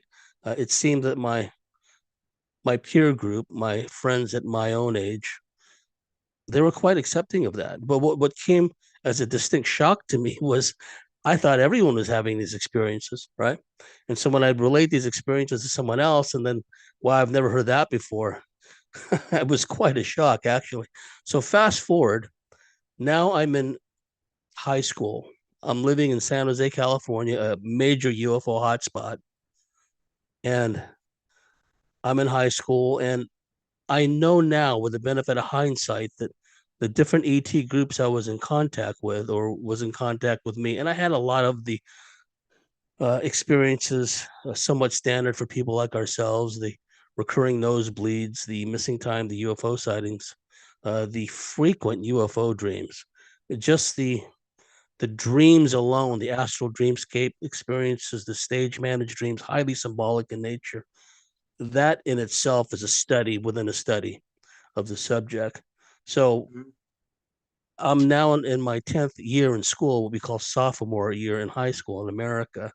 And I now realize that the ETs were teaching me how to leave my body because I kept having these out of body experiences. And my great fear was, well, if I'm out here floating around in my bedroom and I see my body laying there, well, I cannot be the only thing in the astral. There has to be something else besides me. And at the time, that was a source of consternation for me. So what I did is what I always did when confronted with the unknown. In order to mitigate my concerns and my fears, I read up as much as I could. So I found all of Robert Monroe's books, Journeys Out of the Body, what have you, and it helped me understand better. And so on one occasion, I was laying in bed and I couldn't get to sleep. I felt a high kind of electrical energy field around me, almost like a prickly sensation on my skin. And it instilled in me a restlessness. I could not sleep. And so I would just lay in bed and then in the darkness. And then I noticed a very large bluish white circle on my wall. I rolled over, I looked at it. Well, that's curious, right? That's weird. The back of my mind, the word UFO kind of entered into my consciousness. I quickly dismissed it, right? So I rolled away, looked at the wall, and a little while later, my curiosity got the better of me. So I turned around and looked again. Now there's a big bluish white triangle on my wall, right? So the curiosity got the better of me. I got up to go take a look at it. Next thing you know, I'm like inches away from the wall. Just instantly, I turned to look, and my body is laying in bed. So I go, oh, I've been out of my body all this time. That's why I couldn't sleep, right? And I realized over time that I had to stay out of my body for a certain period of time. Otherwise, I would never get back to sleep. It was almost like I'm out. I might as well make the most of it, go explore, do something. Otherwise, if I just keep trying to go back to my body, and until I read Robert Monroe's books, I didn't understand the protocols or the means to get back to my body anyway. So there was a lot of fear, a lot of consternation having to come to grips with all this stuff.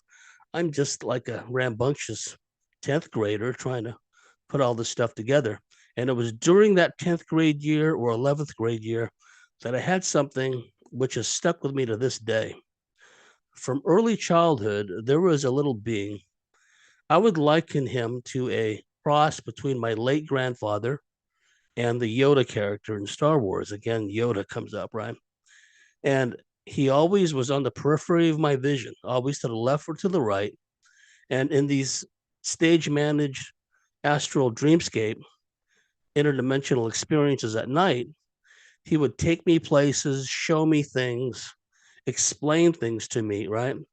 Always in the periphery of my vision. I never got a look at him. I never was able to go face to face. I mean, he would have been down there because I'm a short guy, but he was much shorter than me.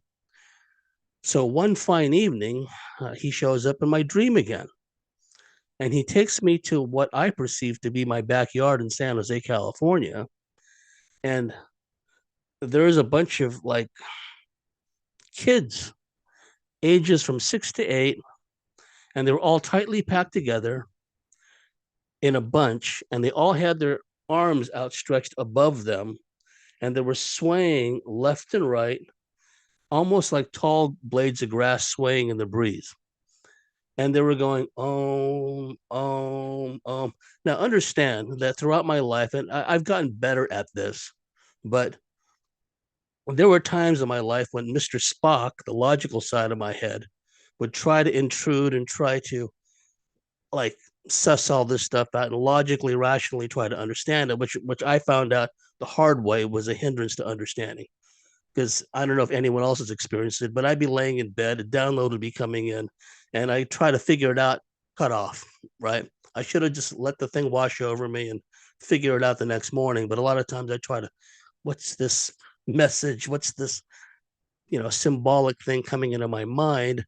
And then when I try to figure it out logically, well, it just goes away, right? So I learned over time not to do that. Anyway, I was still in that Mr. Spock phase there as a 10th grader.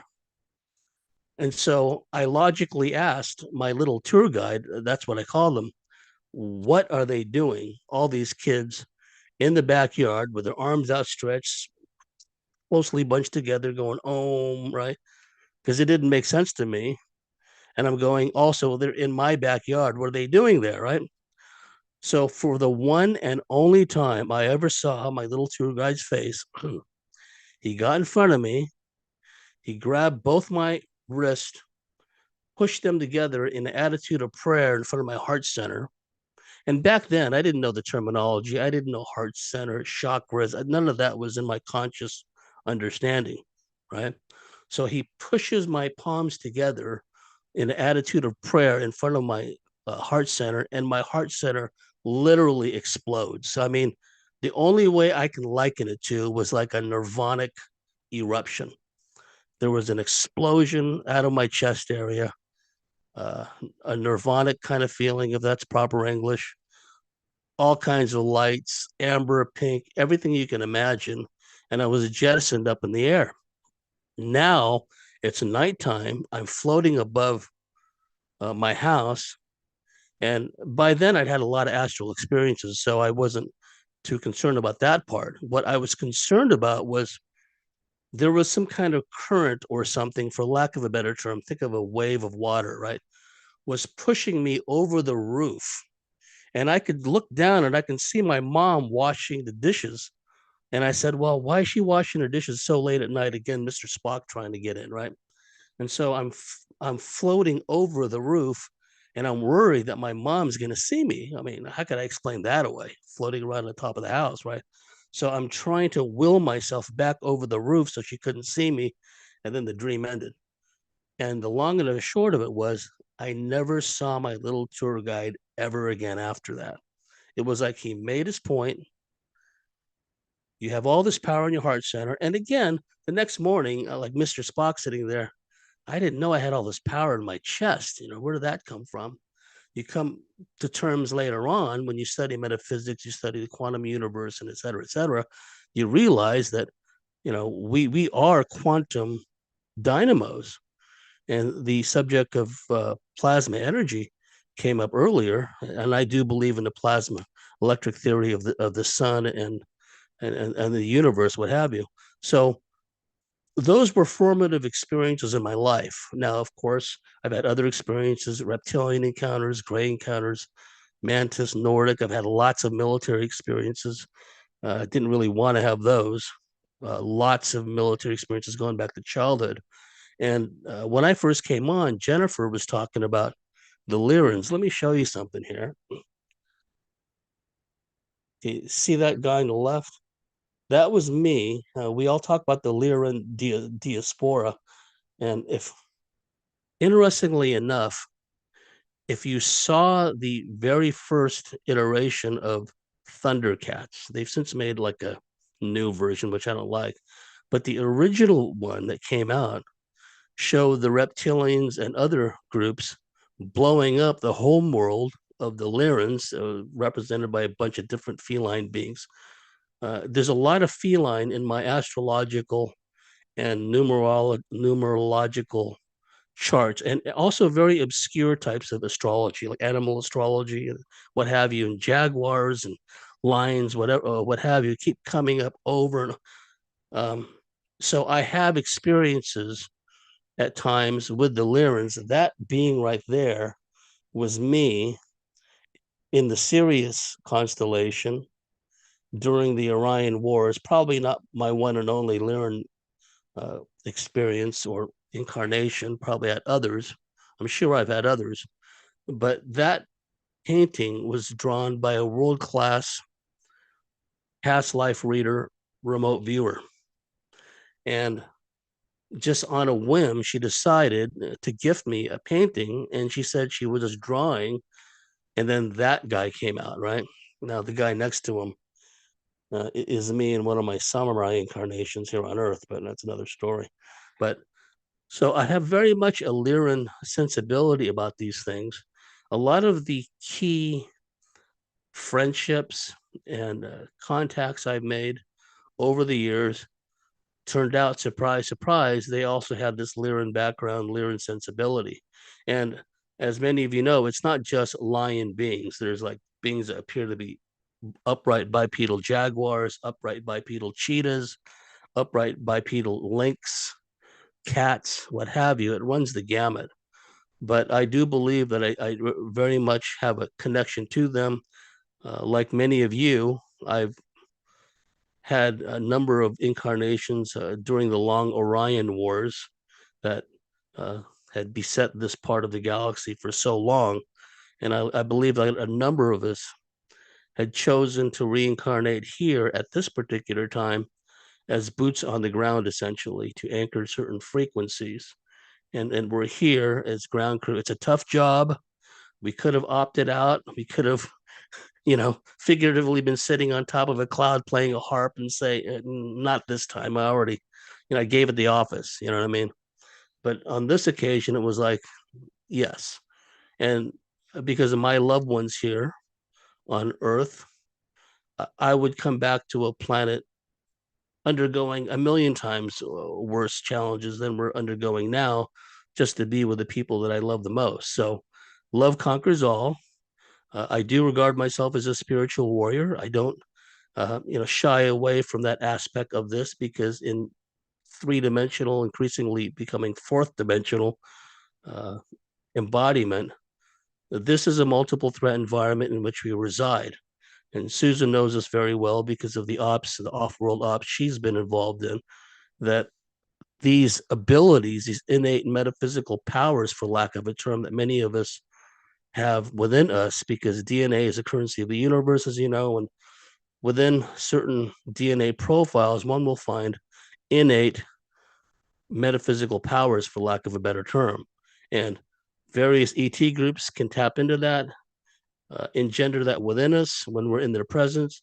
Likewise, certain deep black elements of the military, in cahoots with certain group of ETs, can likewise do the same. And when we're in their presence, they seem to be able at will to be able to engender these abilities within us. So I've always felt that part of the healing reintegration process involves us eventually reacquiring those metaphysical capabilities and being able to utilize them at a conscious level where we don't have to be shunted into some kind of alternate personality, which and that alternate personality may not necessarily reflect who we are or our core essence, right? It could be some shard or facet of our personality which was shaped and molded by someone or something else, right?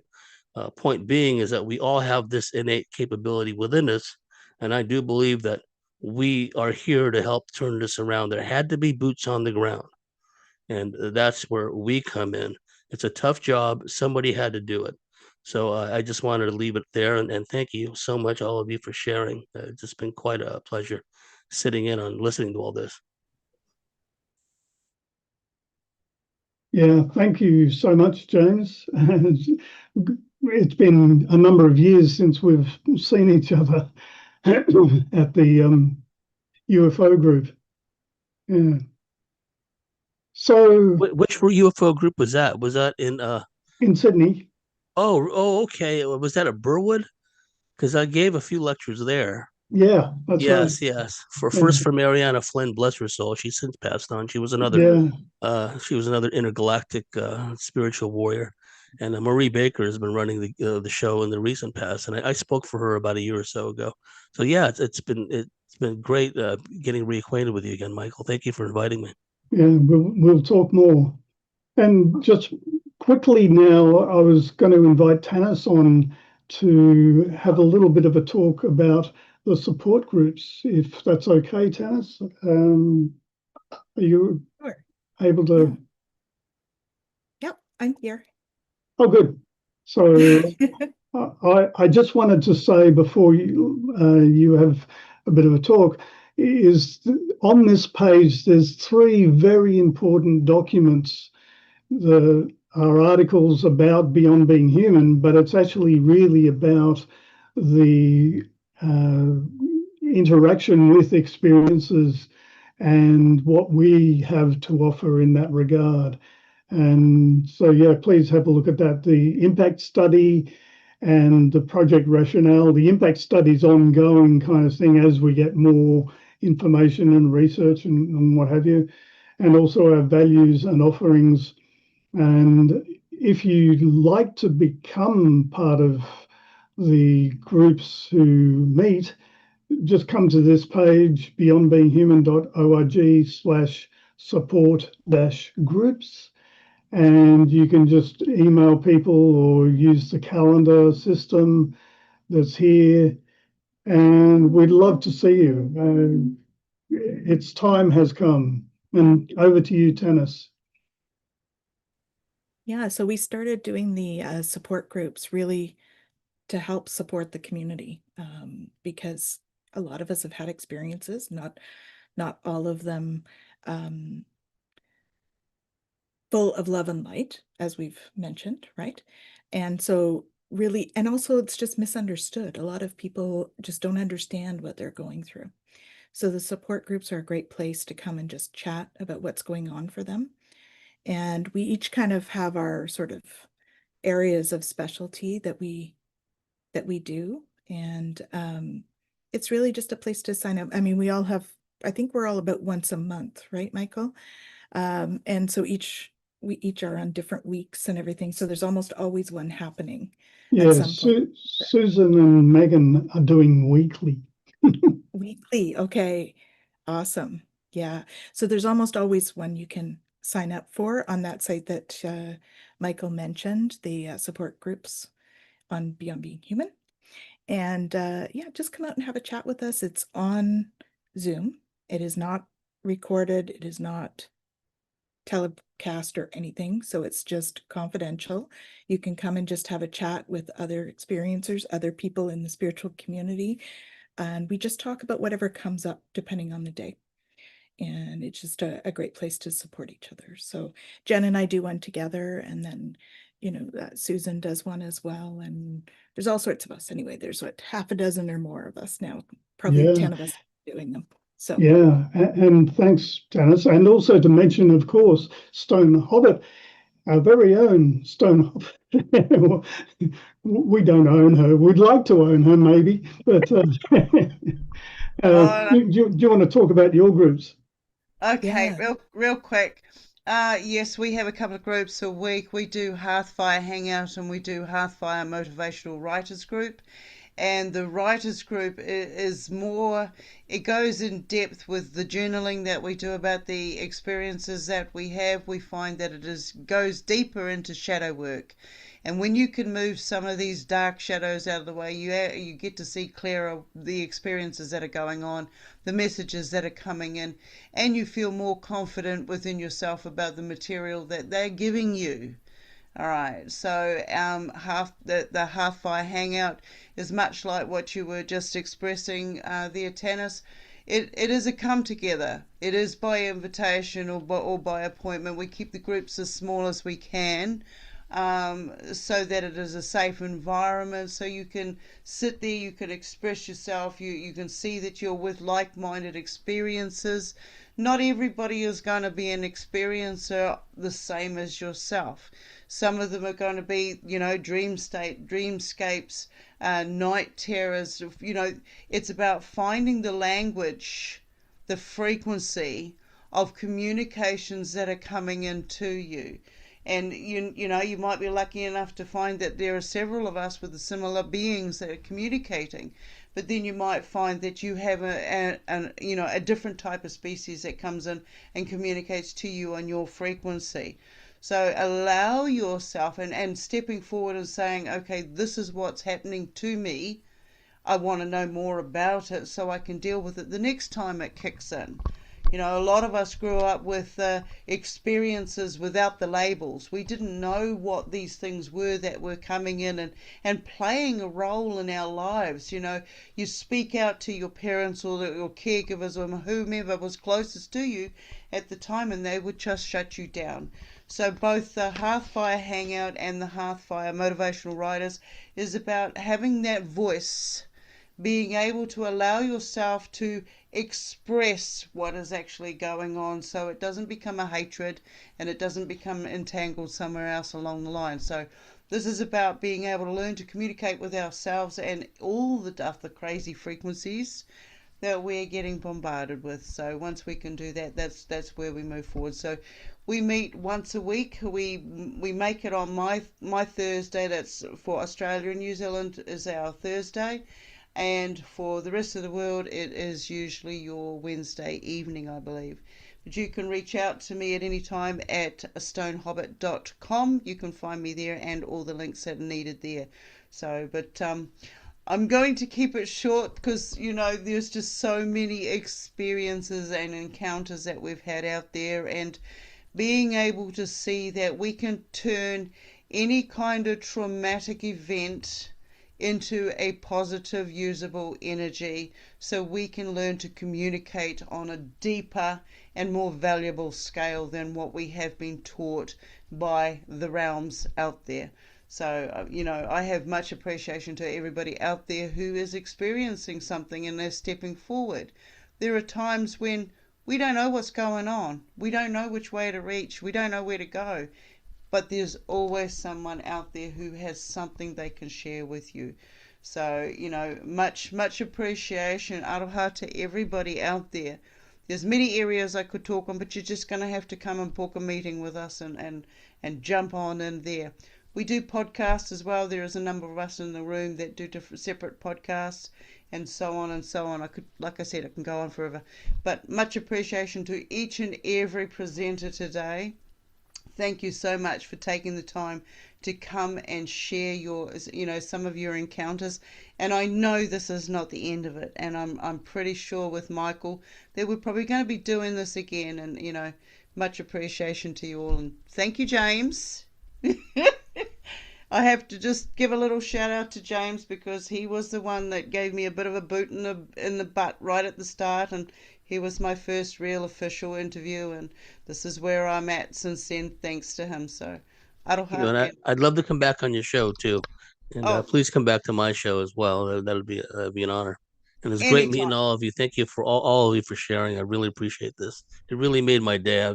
I was a little on the, as they say in Australia, I was a bit crook, got a headache and fighting off a bug. So, but I wanted to make an effort to get here and to share and to be with you. It's just a great vibe, and I really enjoyed being here. Thank you so much. Yeah, thank you so much. And you show me yours and I'll show you mine.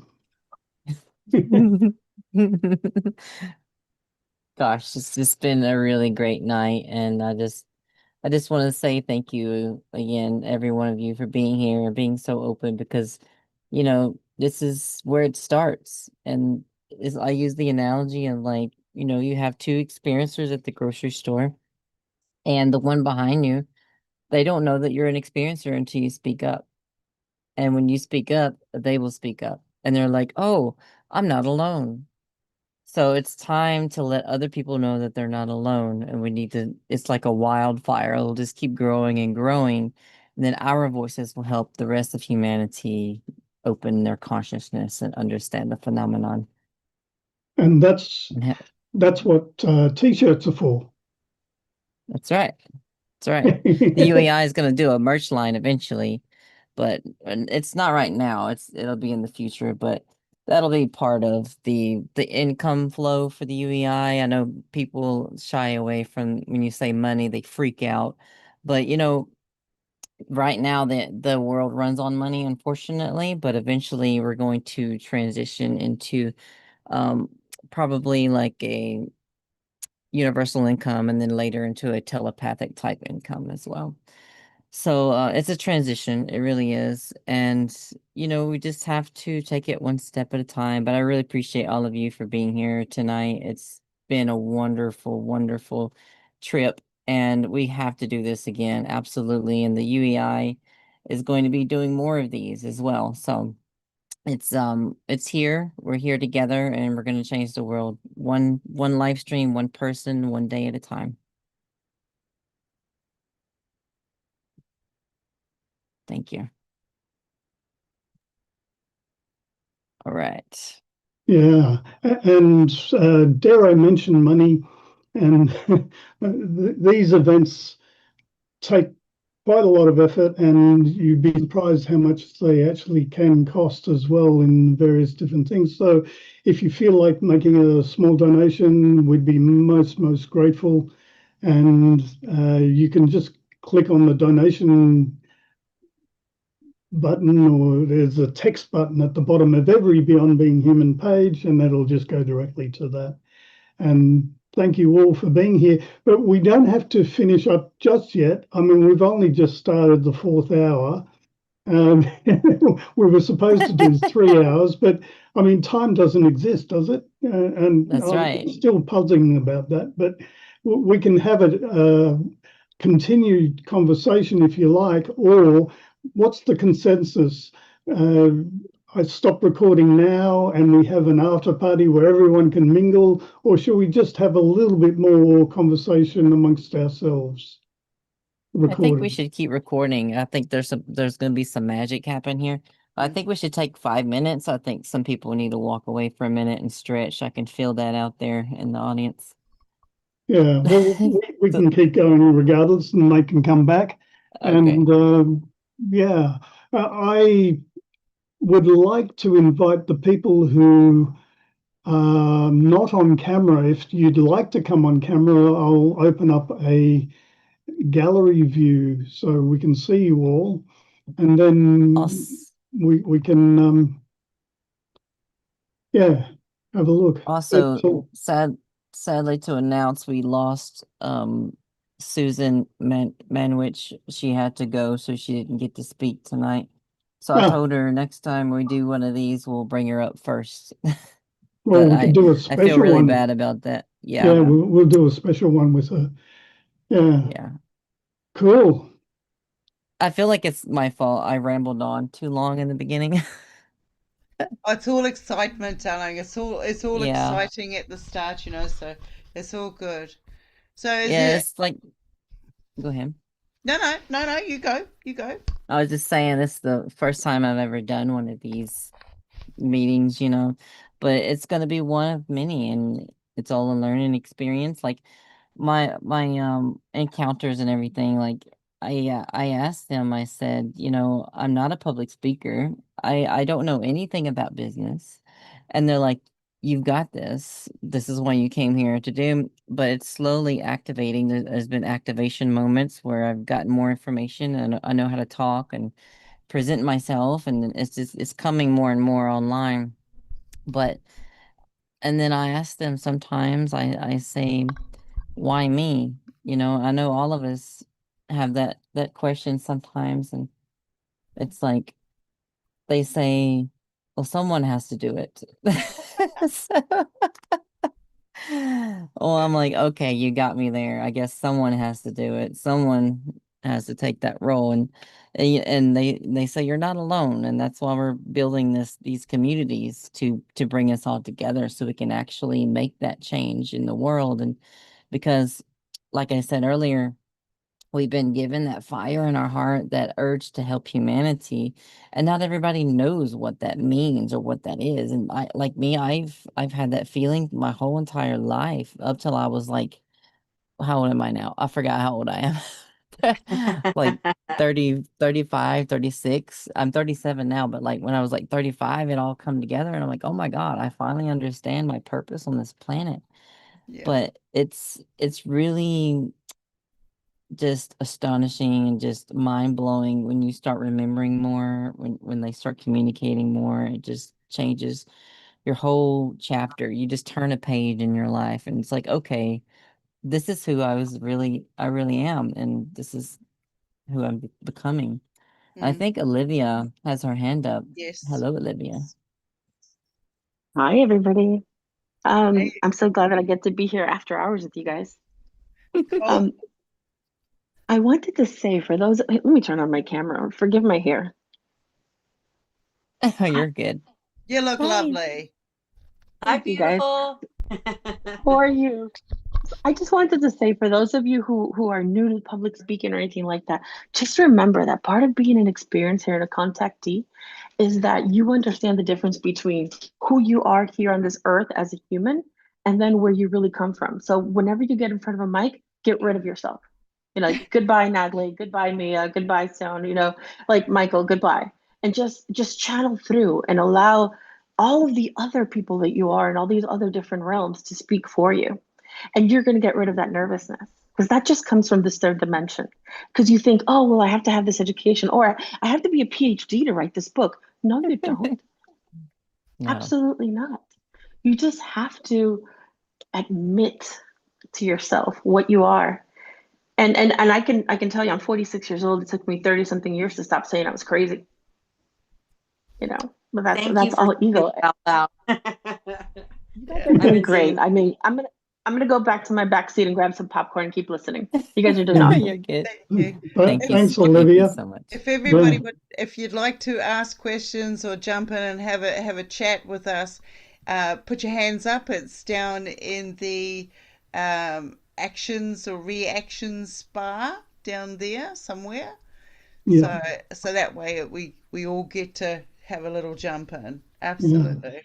And Olivia, say, I'm 68, would you believe?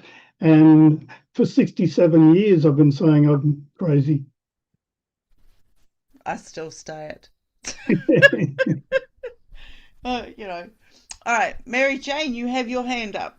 Yeah, well, no, I was just gonna say, like, me too, and I had so much more to share, but it's okay. Like, eventually it will get there. But like what Nadalee was talking about out loud is like, why you? But Yeah. you know what? My guides and my angels and my spirit team, that's what I call everybody who's out here for me, is like, why not you? Why not? Right?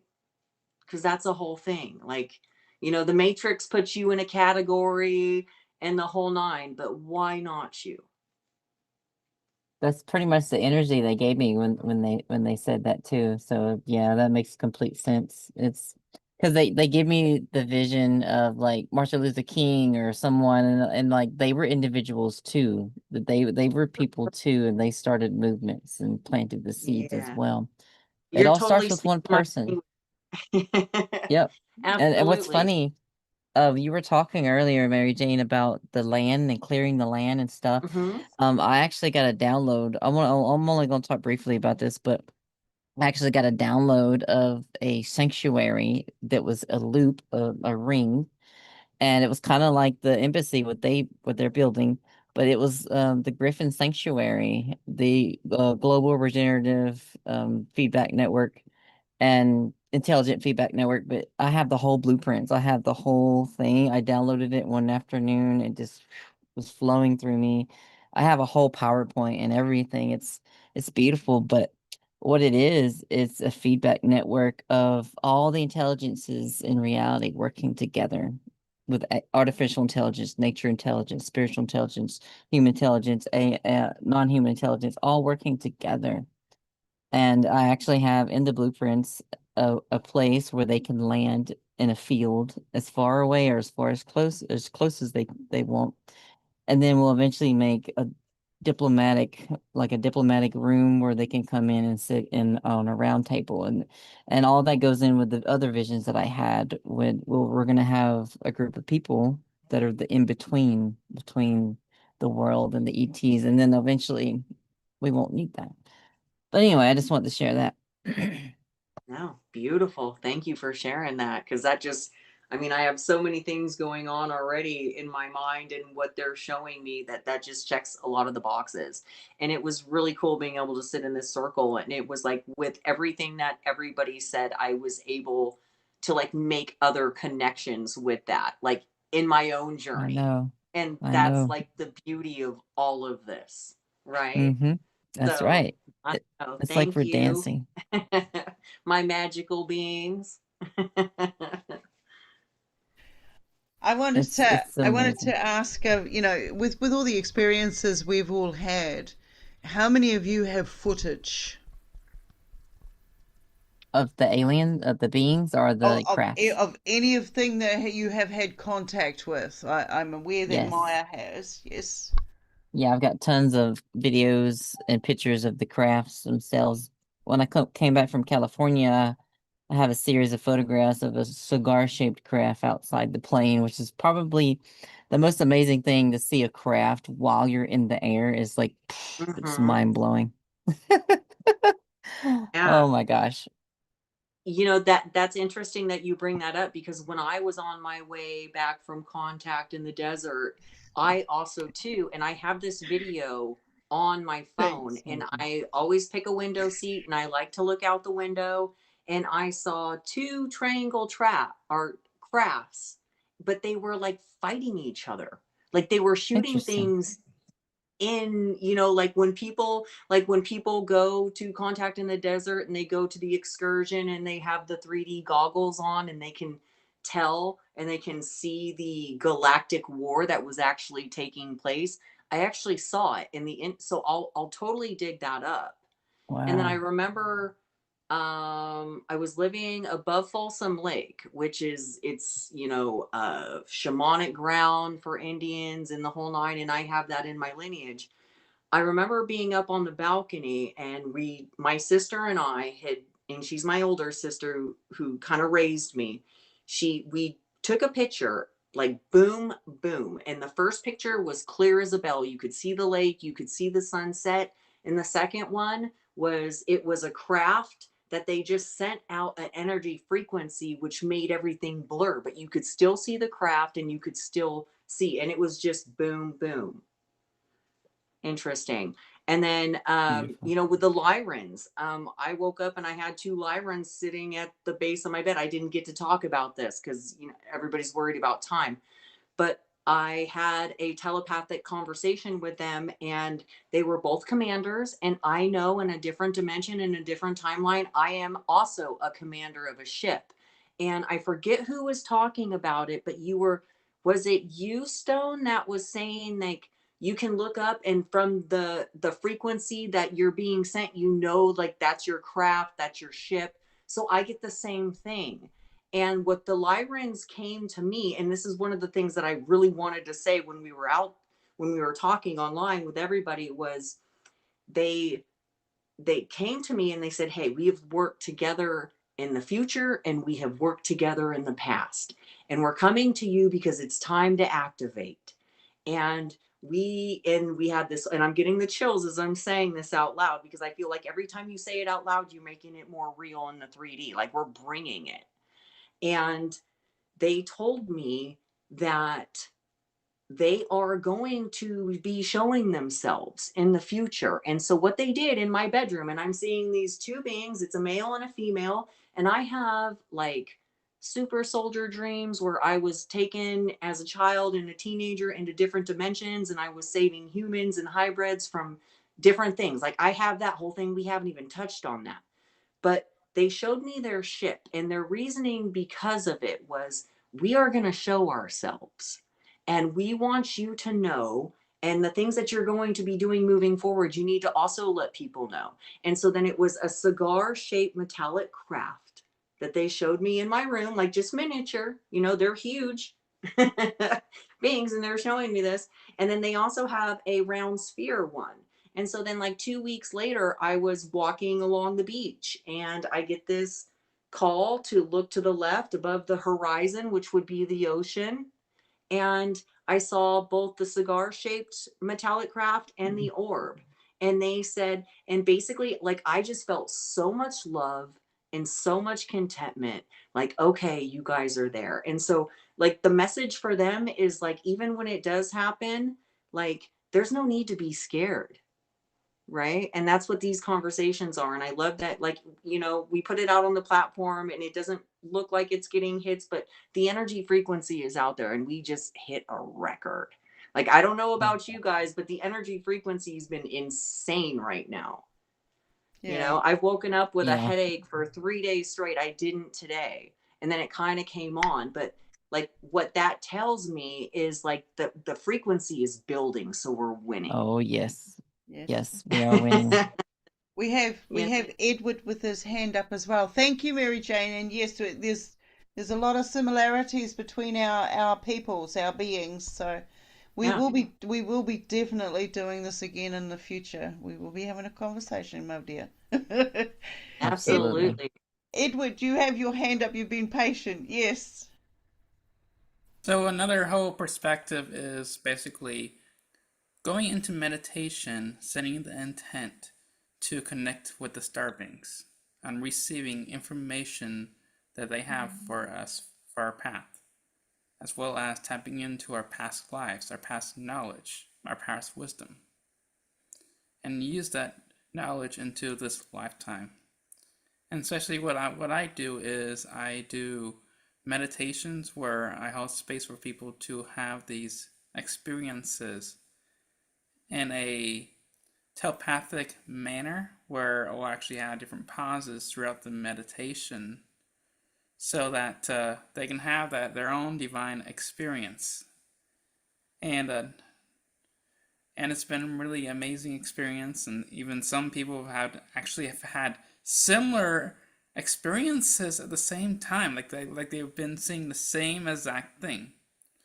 I've also done meditations where a triple link, where I had 3 people actually channeling together on their experience, and it was a really profound, powerful experience of them sharing exactly what all 3 of them are seeing and stuff. And the Starpings are really here to help with us and with humanity, and that's why we really need to more tap in within ourselves and connect, because they've always been there all this time.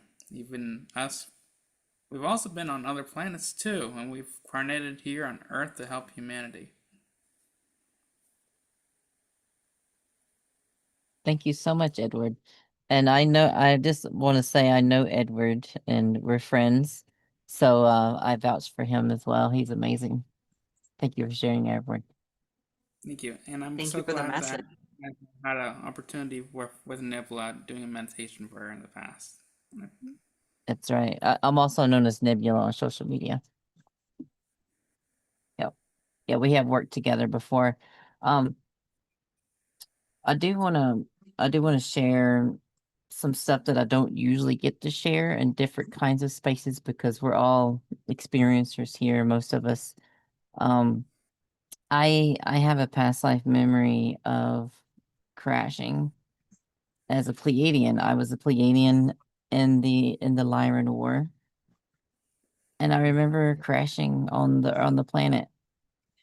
And I know I had a family, a Pleiadian family, and I remember saying goodbye to one of my children on the ship before I went out. And I don't think I went back to the ship. My soul didn't go back to the ship when it was over, and I knew that was my last incarnation in that moment in the Federation. But I'm getting emotional. But I've lived many lives myself on the planet and in the Federation. I remember working on a project like millions of years ago in a different timeline, a different not timeline, but different time period, of collecting fruit and vegetables before the asteroid hit Earth. And it was I was some kind of blue being, I know that. And we were in a base in the moon, and we were collecting fruits and vegetables and preserving the DNA before the asteroid destroyed it. And we replanted the earth with some of those things. So this stuff is like, I don't usually share this with the rest of the world, and I'm going to start sharing more of this stuff. So it's just all been in my head, and I haven't been able to talk about any of it. So yeah. I There's think that more. There's that so much more. it's absolutely beautiful, and you need a past life regression, because I have given people regressions where they have been in spaceships and they have crashed here, and then like that opens Wow. up a whole thing too. So no, it's interesting, right? It is. It is. You can't I make don't this think I shit have up. any trauma from it. I know it feels like we're just living in this beautiful play, this video game, but it's all beautiful. It's all an experience. It's a art piece in motion, and we Right. just have to ride the wave and Mm. enjoy the moment by moment, because that's what it's about. It's not about the destination. It's about how you get there and what you do to get there, and the now. Being in the now is the most important thing. Like when they took me when I was 2, they told me, they said, "You won't remember this." Like, I remembered it later through regression, but they said, "You won't remember this because it's important to be a child. It's important to imagine and play, because that's where source flows through you. And imagination is the key to creation." And I completely understand that. But as a child, I was just like, what? So, but I completely understand now. And I feel so just honored to be able to help any way I can. And I just love everybody so much.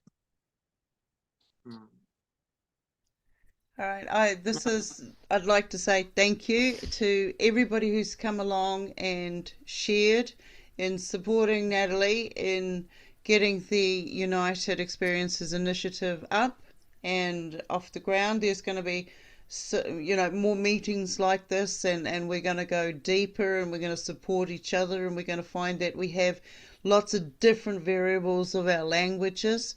And the connection, the communication, we will find that common ground, and we will take it further. So with that, I would like to say thank you for all those that came. We're going to close up the recording portion of today's event, and those that would like to stay behind for a little bit longer, you're most welcome to. So this is me saying thank you, Stone Hobbit saying thank you to each and every one of you for coming along and supporting all of us on this familiar journey.